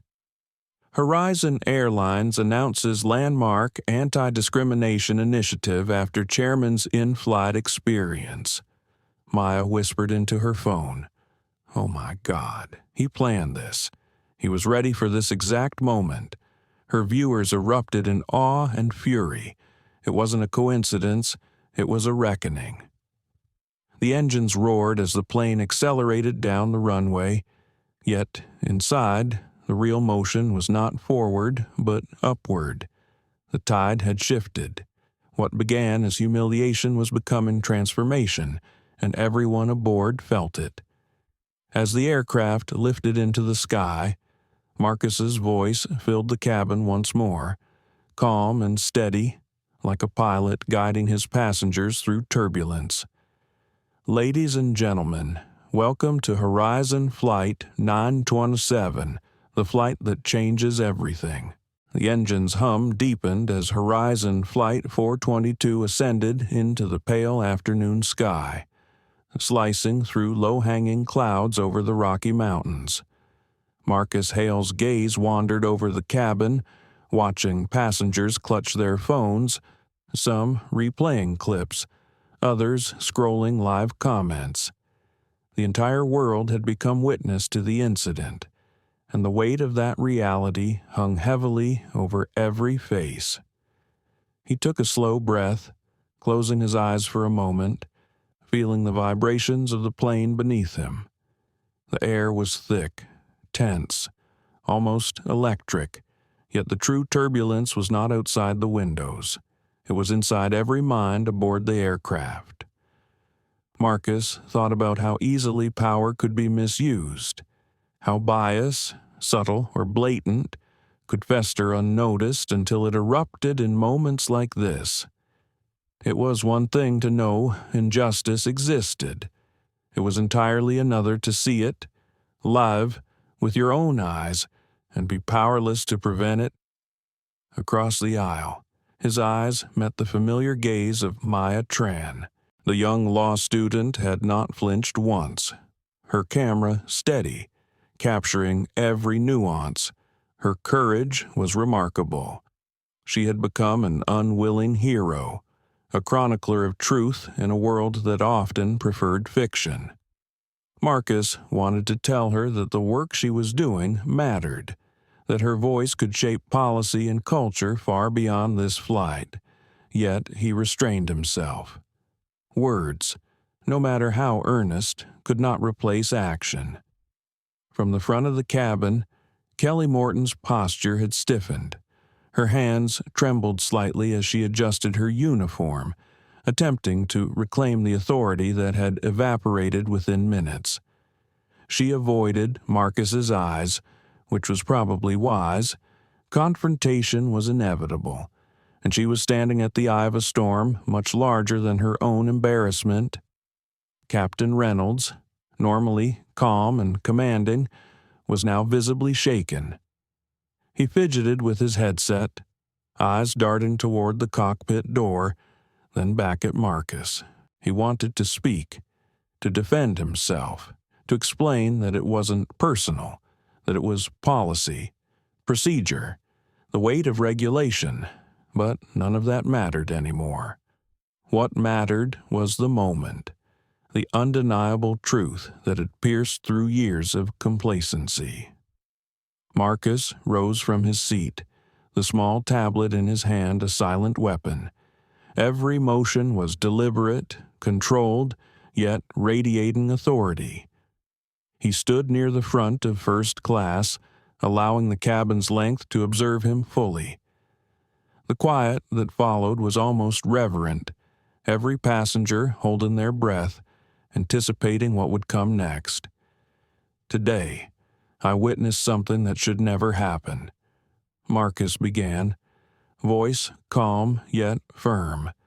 I was judged, not for my abilities, not for my character, not for anything I've worked for my entire life, but for the color of my skin.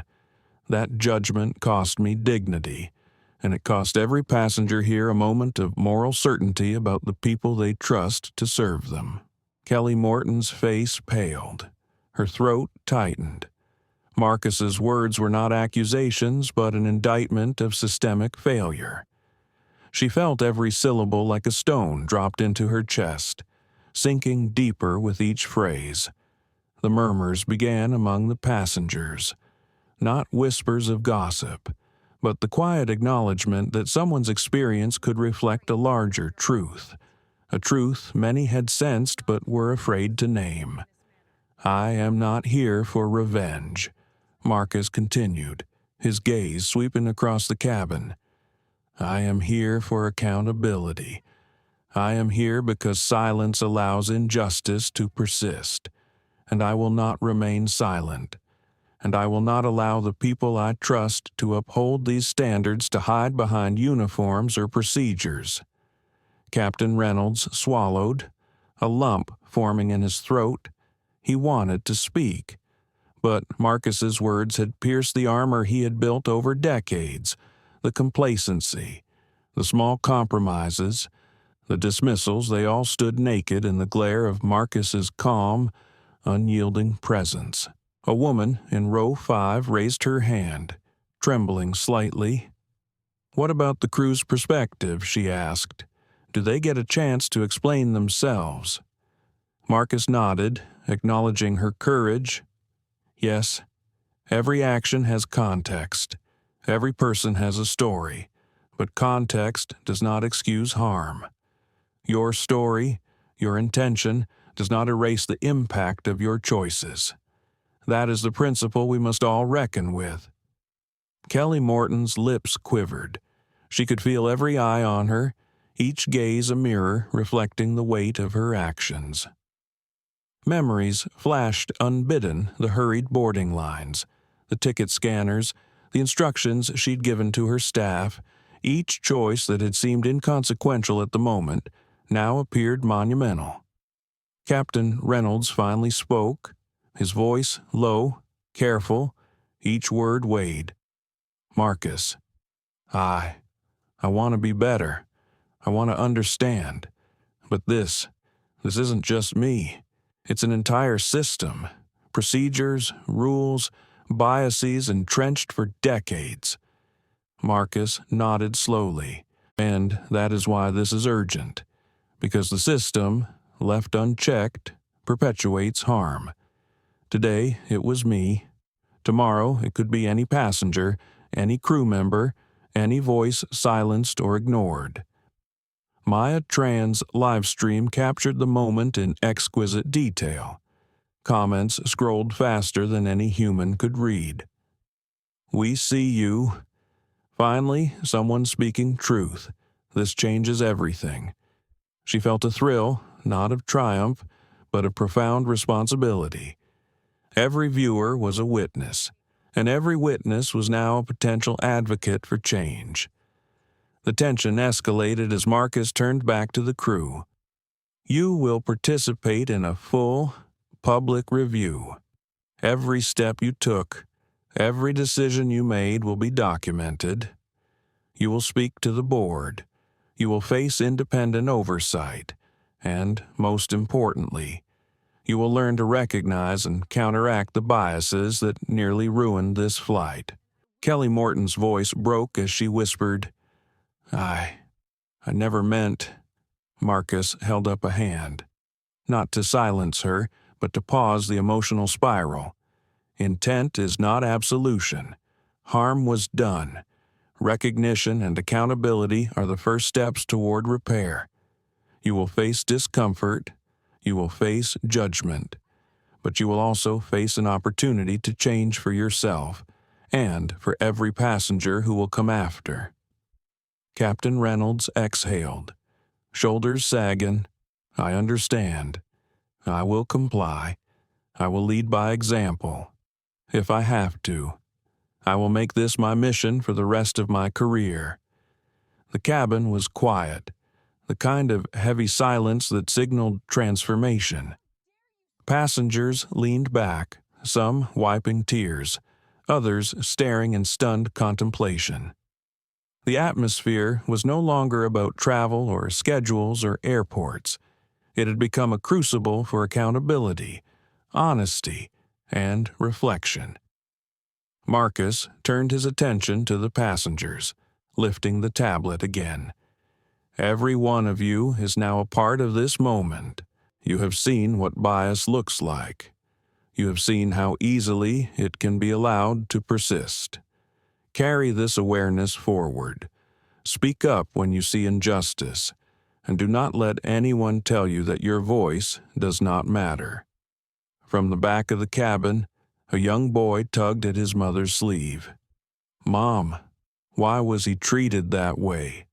His mother's eyes welled, because sometimes people see others through the wrong lens. "Honey, but we can choose to see the truth, and that's what makes a difference." Marcus smiled faintly. The moment was quiet, yet infinitely powerful.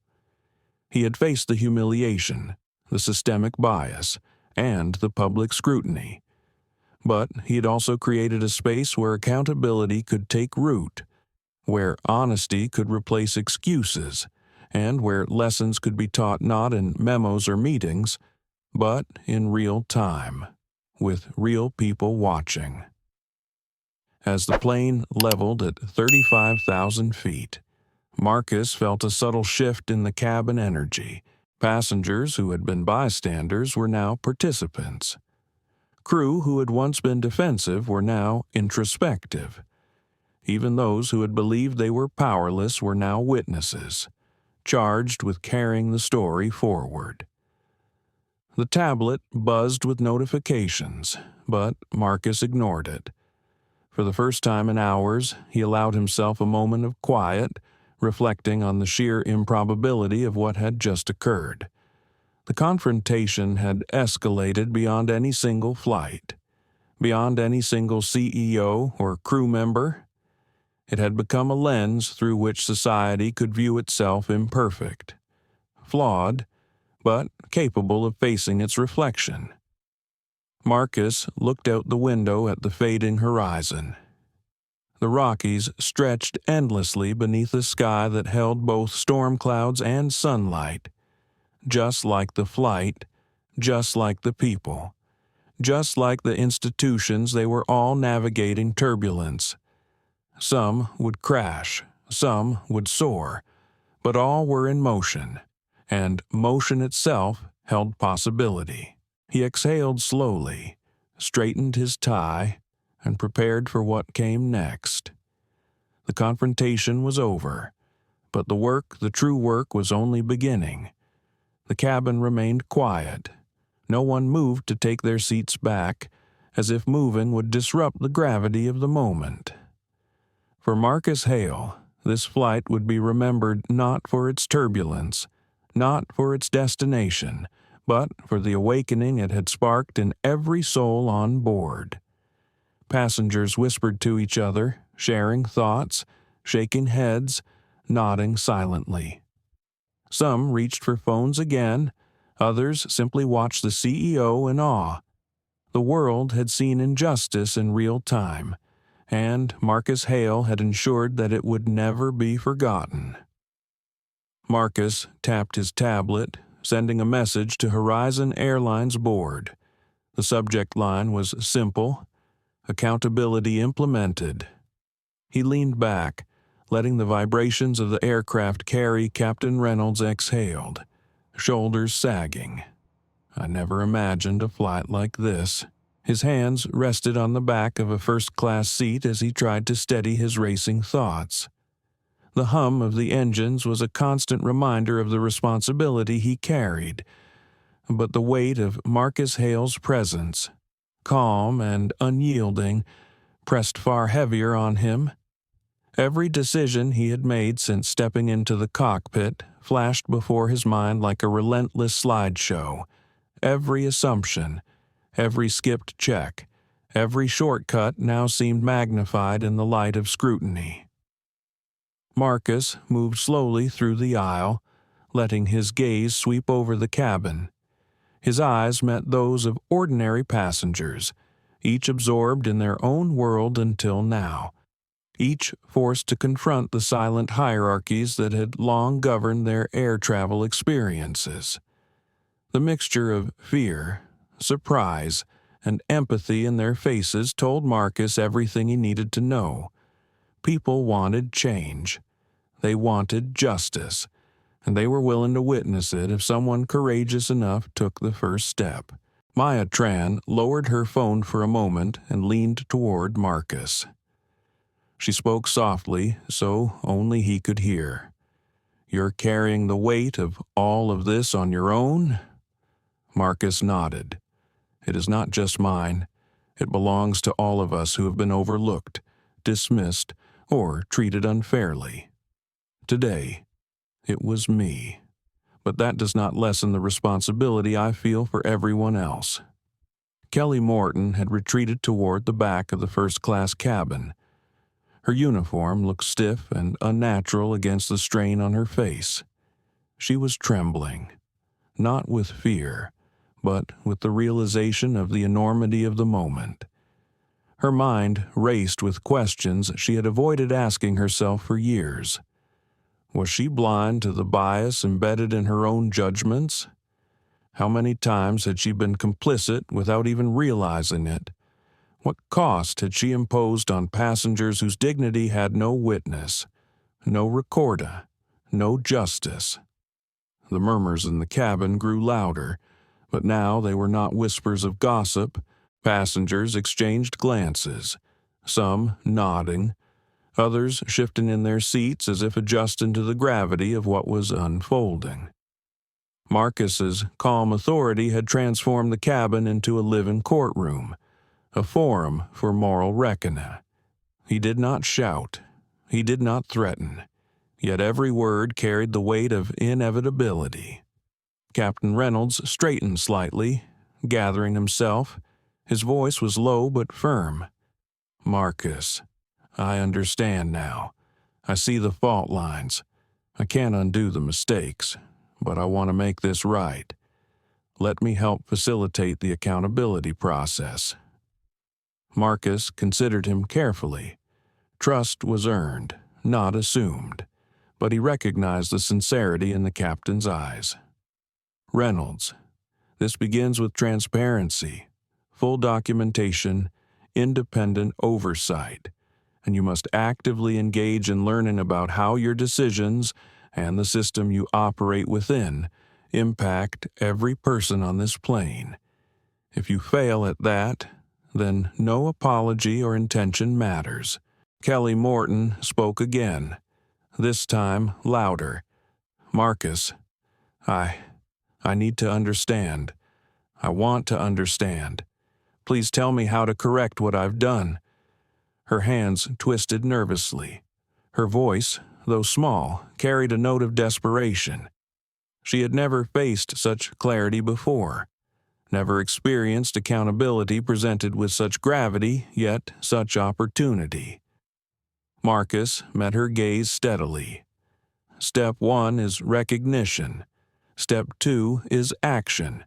You will participate in training designed to dismantle bias in real-world situations, led by independent experts.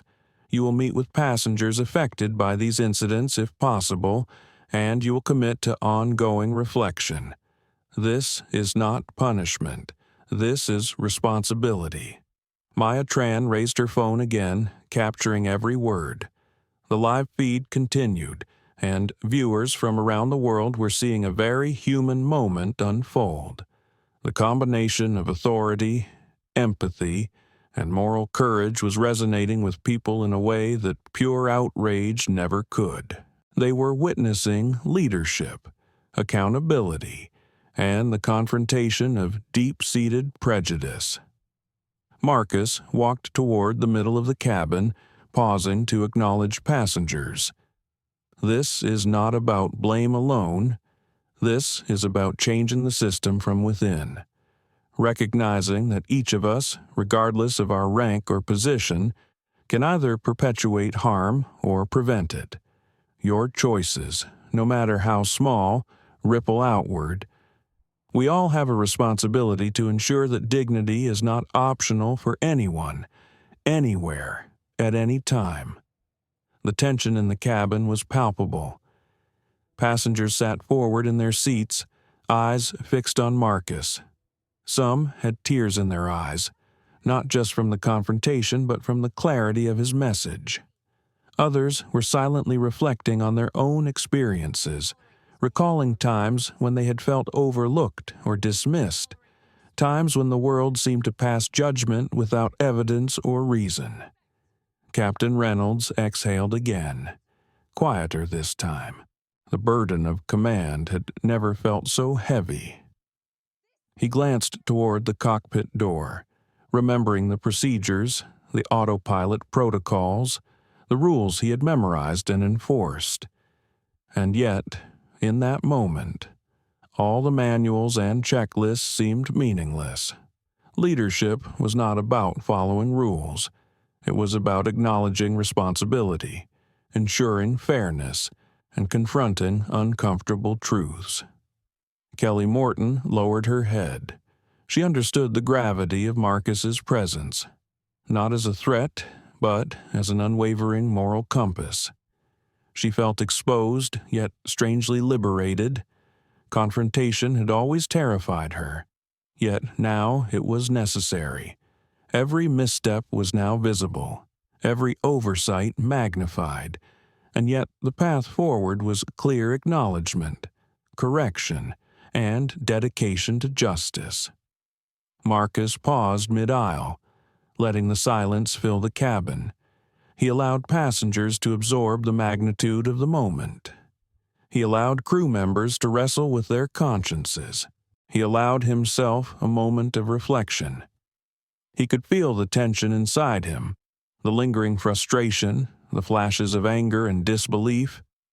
But he tempered these emotions with calm. Control was not dominance. It was discipline, clarity, and unwavering adherence to principle.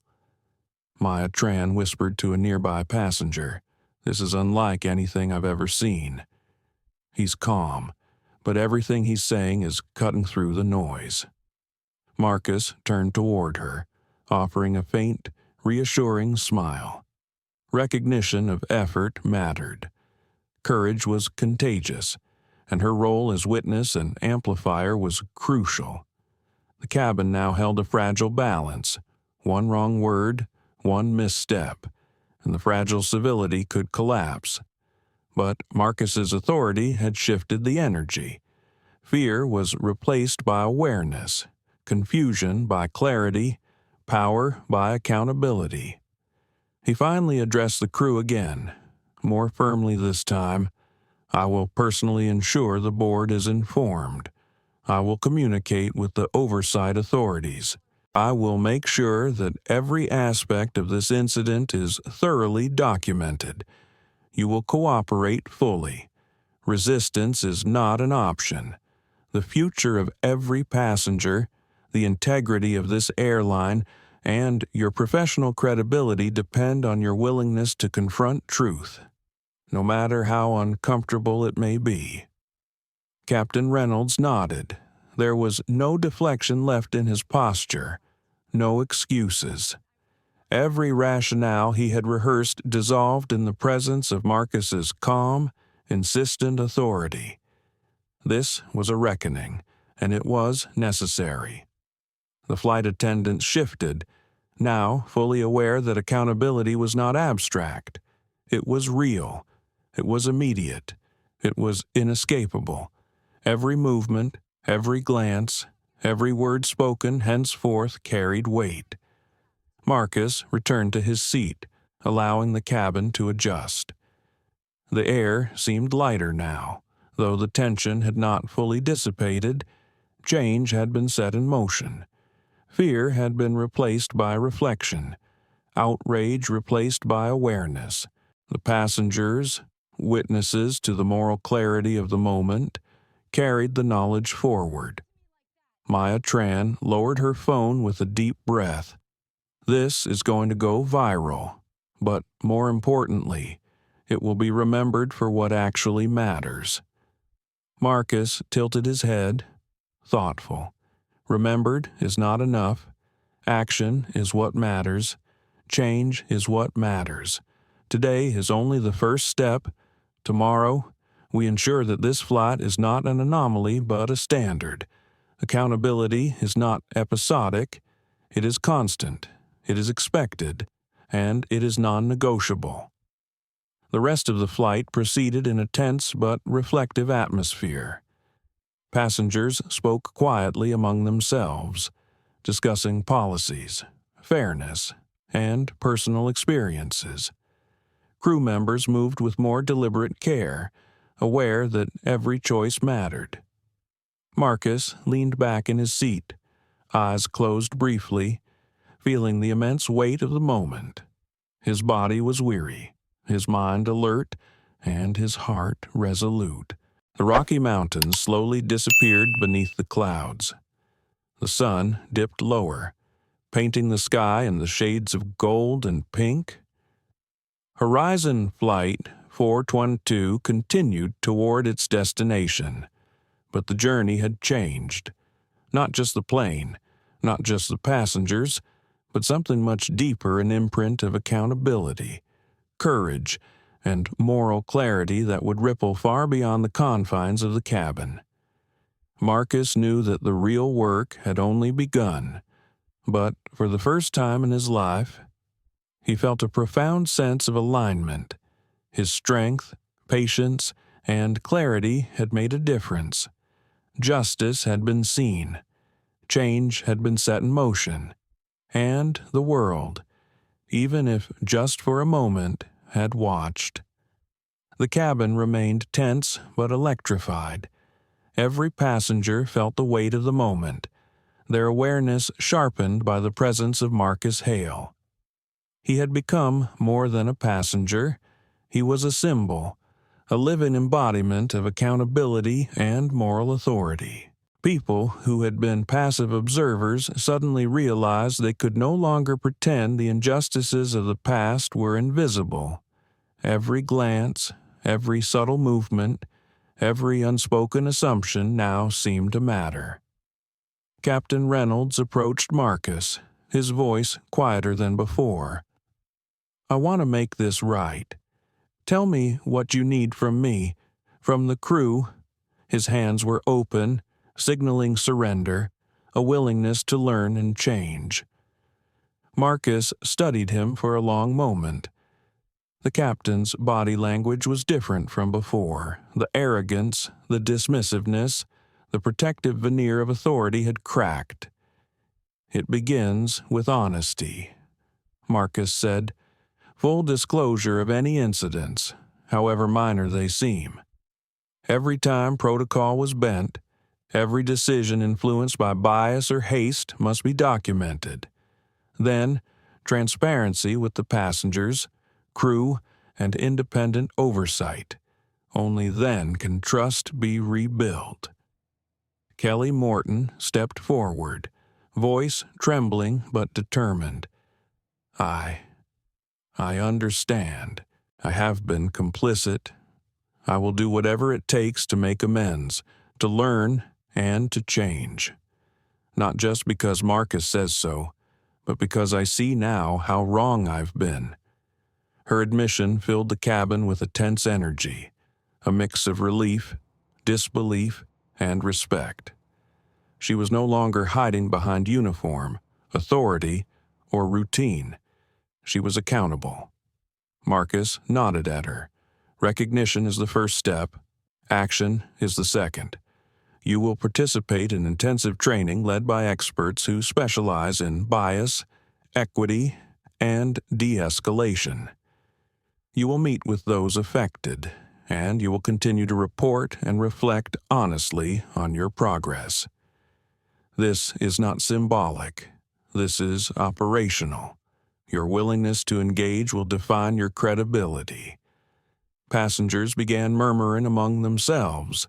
Some clutched their devices, recording, live streaming, or simply trying to capture a moment that felt historical. The world outside the plane was watching now. Millions of viewers witnessing a confrontation between ordinary authority figures and a profound moral reckoning. It was an unlikely but perfect stage for change, a microcosm of what society needed to confront daily. Captain Reynolds raised his head, swallowing the lump in his throat. "And me. What about me? I'm responsible for the safety of everyone on board, for every decision made in the cockpit. How can I participate meaningfully? Marcus's eyes softened but remained unwavering. Responsibility does not mean perfection. Responsibility means accountability. You will document, disclose, and participate in review processes. You will mentor your team and actively create systems that prevent bias from influencing operational decisions. Leadership is not about ego or command. It is about service and correction. If you succeed, you will lead with integrity. If you fail, the consequences will be clear and unavoidable. Kelly Morton felt the full impact of Marcus's words. For years, she had shielded herself with procedure manuals, regulatory compliance checklists, and an aura of professionalism. She had believed that following rules equaled fairness, and yet she had allowed moments of prejudice to shape her decisions. The realization struck her as a shock wave through her system. But instead of recoiling, she felt a strange liberation. Confrontation was painful, but the path to redemption was now visible. Maya Tran, still recording, whispered to the passenger next to her, "This is unlike anything I've seen before. He's calm, but everything he's saying is like it cuts through the noise. You can feel the change happening in the room, in people's minds." Marcus walked deliberately to the middle of the cabin, letting the silence and anticipation build. This is bigger than one flight, bigger than one airline, bigger than any individual here. Every decision we make in our lives, every assumption we carry, ripples outward.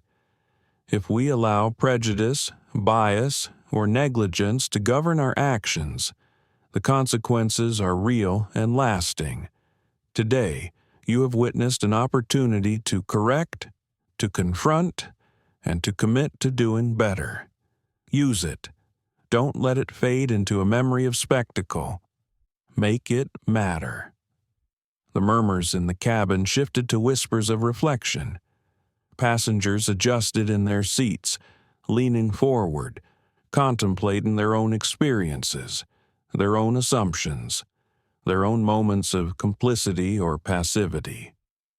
Some reached for their phones to record, not just for social media, but as documentation of a moment that could inspire change far beyond the confines of the aircraft. Captain Reynolds spoke again, quieter, measured. "I understand now that leadership is not simply following procedures. It is seeing the human element, the consequences of every decision, and owning them fully. I cannot undo the past, but I can commit to action, to transparency, and to accountability." Marcus nodded, satisfied with the captain's words. Acknowledgement without action is meaningless. You will need to follow through. This is the measure of true leadership, and it will define the culture of your crew, your airline, and ultimately the experience of every passenger under your responsibility. Kelly Morton's hands had stopped trembling. Her voice was steadier now, resolute. "I accept the challenge. I will undergo the training, meet with affected passengers, and commit to ongoing reflection. I will not allow my past mistakes to define the future. I will make amends." The cabin, though still tense, felt lighter somehow. A collective acknowledgement had taken place. People were witnessing not just confrontation, but the potential for transformation. The principles Marcus had laid out: honesty, transparency, action, accountability were clear and unavoidable. No one could ignore them. Maya Tran whispered again, this time louder, as if speaking to herself as much as to her camera. "This is real change. This is how it starts, with accountability that can be seen and felt." Marcus allowed himself a moment of reflection. the tension inside him, the frustration, the flashes of anger, all tempered by control, had transformed into clarity and resolve. The cabin had become a forum for moral education, a stage where systemic issues could be addressed in real time.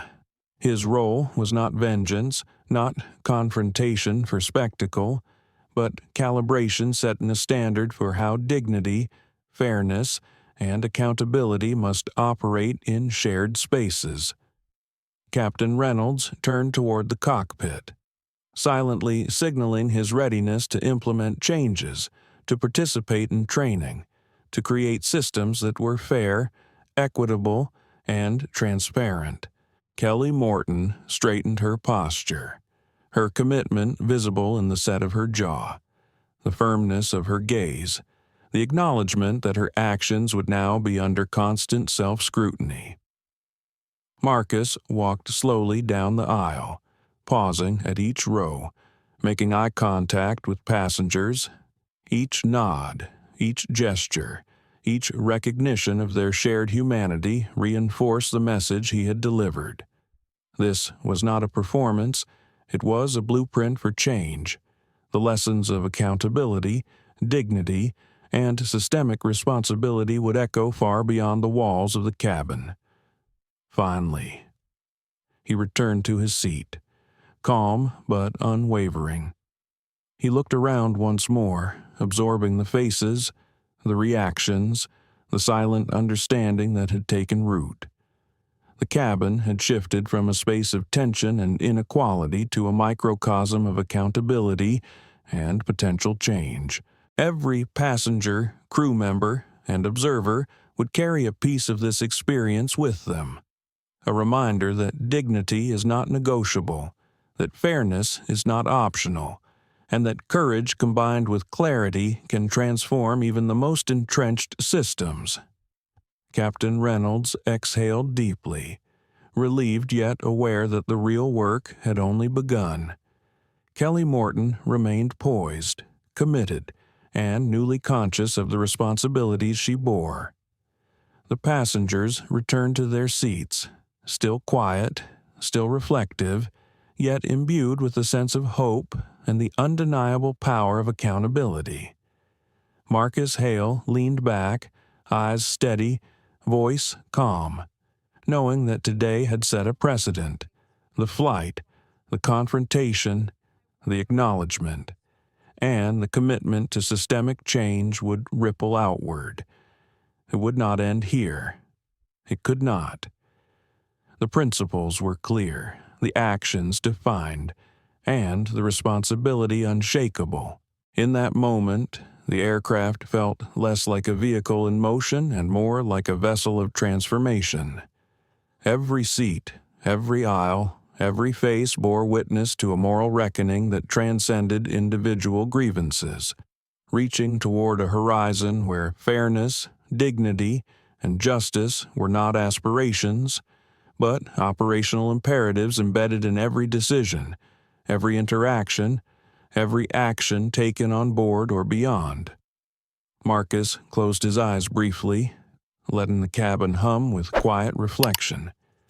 The work ahead was monumental, but today, a step had been taken. Today, accountability was no longer theoretical, it was lived, observed, and committed to. The flight continued. Engines steady, passengers watching, crew transformed, and Marcus Hale, calm and resolute, had ensured that the invisible lines of responsibility had been made undeniably visible. The hum of the engines filled the cabin with a soft, rhythmic background as the passengers absorbed the gravity of what had just transpired. Marcus Hale remained in his seat, eyes scanning the cabin with quiet awareness. The tension that had gripped the aircraft for over an hour had eased, replaced by a sense of cautious optimism, the kind that comes only when people realize change is both necessary and possible. He allowed himself a brief exhale, feeling the weight of responsibility that had been lifted ever so slightly. Captain Reynolds and Kelly Morton had taken their positions at the front of the cabin, visibly trying to regain composure while processing the extraordinary events. There was a new energy in the air, a subtle but undeniable shift in the atmosphere. Every crew member and passenger now seemed more attentive, more conscious of the roles they played, and of the ripple effects of their choices. Marcus's calm authority had forced an undeniable mirror upon everyone present, reflecting truths they could no longer ignore. Passengers whispered to one another, their voices laced with disbelief and admiration. Some gestured subtly toward Marcus, while others captured short videos, perhaps for social media, but more importantly, as documentation of a moment that could inspire broader accountability beyond this single flight. The world outside the aircraft would witness what unfolded here. But inside, a personal reckoning had taken place for everyone present. Marcus allowed himself to look out the window at the vast expanse of sky stretching endlessly in every direction. He felt the enormity of what had just occurred. This flight, ordinary on the surface, had become extraordinary, a microcosm of societal challenges and opportunities for transformation. He thought about how often people chose comfort over confrontation, silence over speaking out, convenience over courage. Today, he had forced a confrontation, but not with anger or spectacle. He had demanded clarity, accountability, and a commitment to do better. Captain Reynolds approached him once more, hesitant but sincere. "Marcus, I want to thank you for holding us accountable.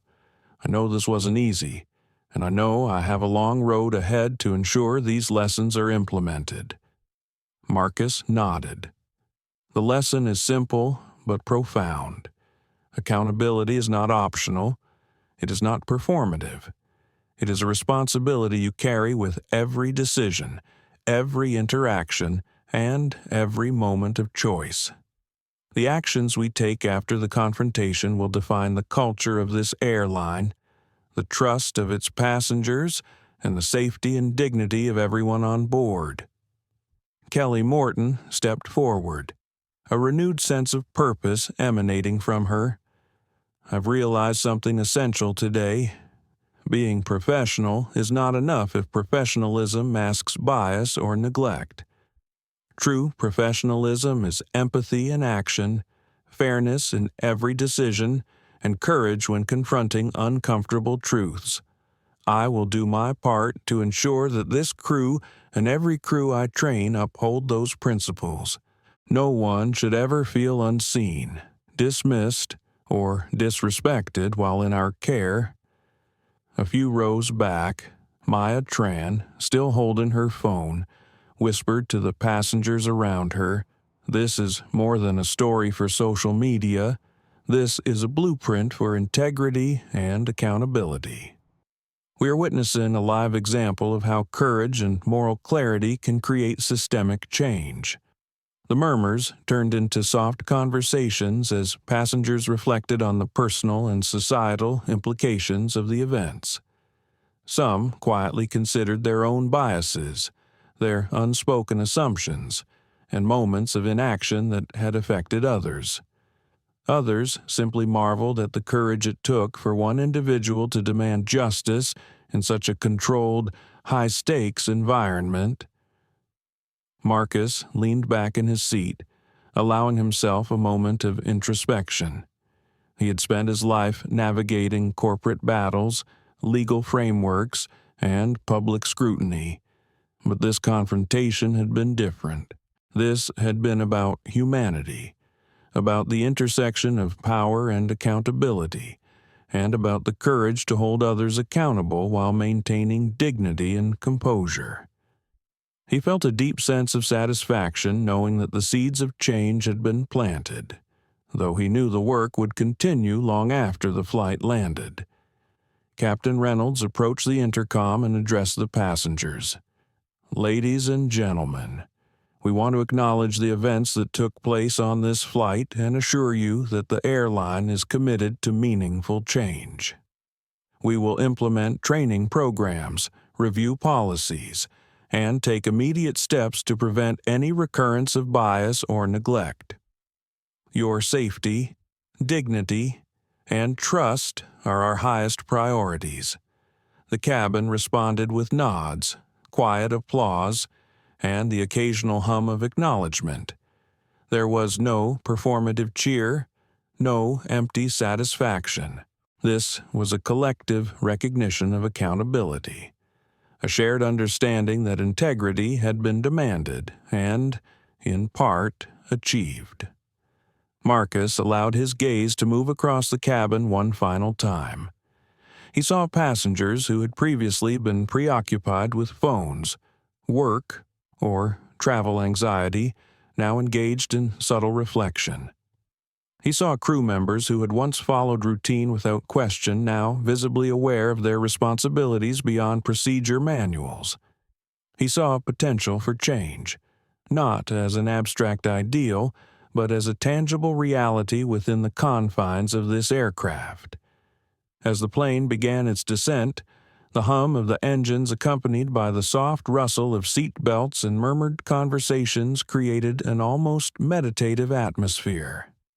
Marcus considered the lessons of the day courage tempered with composure, accountability enacted through deliberate action, and moral clarity that demands recognition, reflection, and correction. These were not merely personal victories. They were principles with societal resonance. Kelly Morton stood at the front, her posture more confident, her eyes no longer shadowed by hesitation.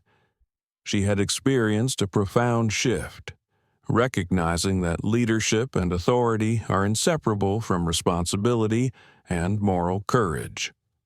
She silently vowed to honor that lesson, not through words, but through consistent, observable action. Captain Reynolds adjusted the controls, guiding the aircraft steadily toward the runway. He had internalized the gravity of Marcus's confrontation and understood that his role extended far beyond piloting an aircraft safely.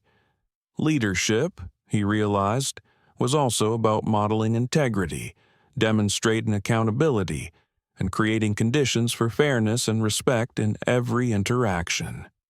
Whether with passengers or crew, as the plane touched down smoothly, the cabin erupted in quiet relief. There was no overt celebration, but a shared recognition of having been part of something significant.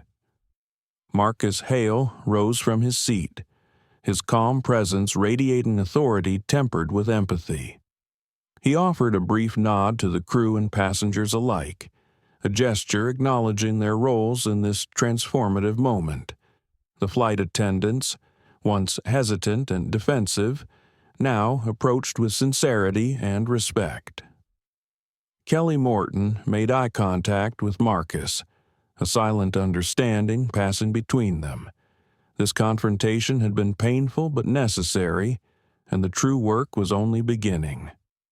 Marcus walked down the aisle, each step measured, deliberate, embodying the calm certainty that had defined his actions throughout the flight. Passengers quietly observed, some standing to offer nods or subtle gestures of gratitude, acknowledging his courage and the clarity he had brought to a tense and complex situation. The door opened upon arrival, and airport personnel began to board. Marcus allowed himself one last look at the cabin. He had turned a moment of injustice into a demonstration of accountability, a lesson in moral courage, and a call to systemic change. He knew the effects would ripple beyond the aircraft, inspiring conversations, policies, and perhaps even a shift in corporate and social consciousness. As he stepped onto the tarmac, sunlight casting long shadows across the ground, Marcus Hale felt a quiet sense of fulfillment. The confrontation had been resolved. but more importantly, the principles of integrity, fairness, and accountability had been affirmed. He had done what was necessary to demand change, and in doing so, had left a lasting impact on everyone who had witnessed it. This flight, ordinary in its destination, extraordinary in its moral significance, would be remembered not just for the conflict it contained, but for the clarity, courage, and accountability it demanded. The passengers, crew, and even the airline would carry the lessons forward, shaping decisions, interactions, and policies for years to come. Marcus Hale walked into the terminal with composed determination, knowing that justice had been served, accountability had been enforced, and a meaningful precedent had been set. The world outside might not fully understand the depth of the transformation that had occurred on this aircraft, but those who were present would never forget. As the plane lands and the cabin settles into a newfound quiet, the story of Marcus Hale leaves a lingering impression. The courage to demand justice, the power of integrity, and the necessity of accountability resonate far beyond the flight itself. His composure and moral clarity transformed not just the crew and passengers, but the very system that sought to deny him dignity. This story reminds us that discrimination and entitlement can surface anywhere, even in spaces we assume are safe. It challenges us to reflect on our own biases, confront injustices in our communities, and recognize that true strength lies in standing for what is right calmly, deliberately, and with unwavering resolve. Let Marcus's journey inspire you to question systems, amplify your voice against inequality, and uphold principles of fairness in your own life. Remember, change begins with awareness, and awareness begins with witnessing moments like this. If this story moved you, provoked thought, or sparked emotion, don't forget to like, share, and subscribe to our channel. Join us for more real-life stories that blend drama, courage, and lessons in human dignity.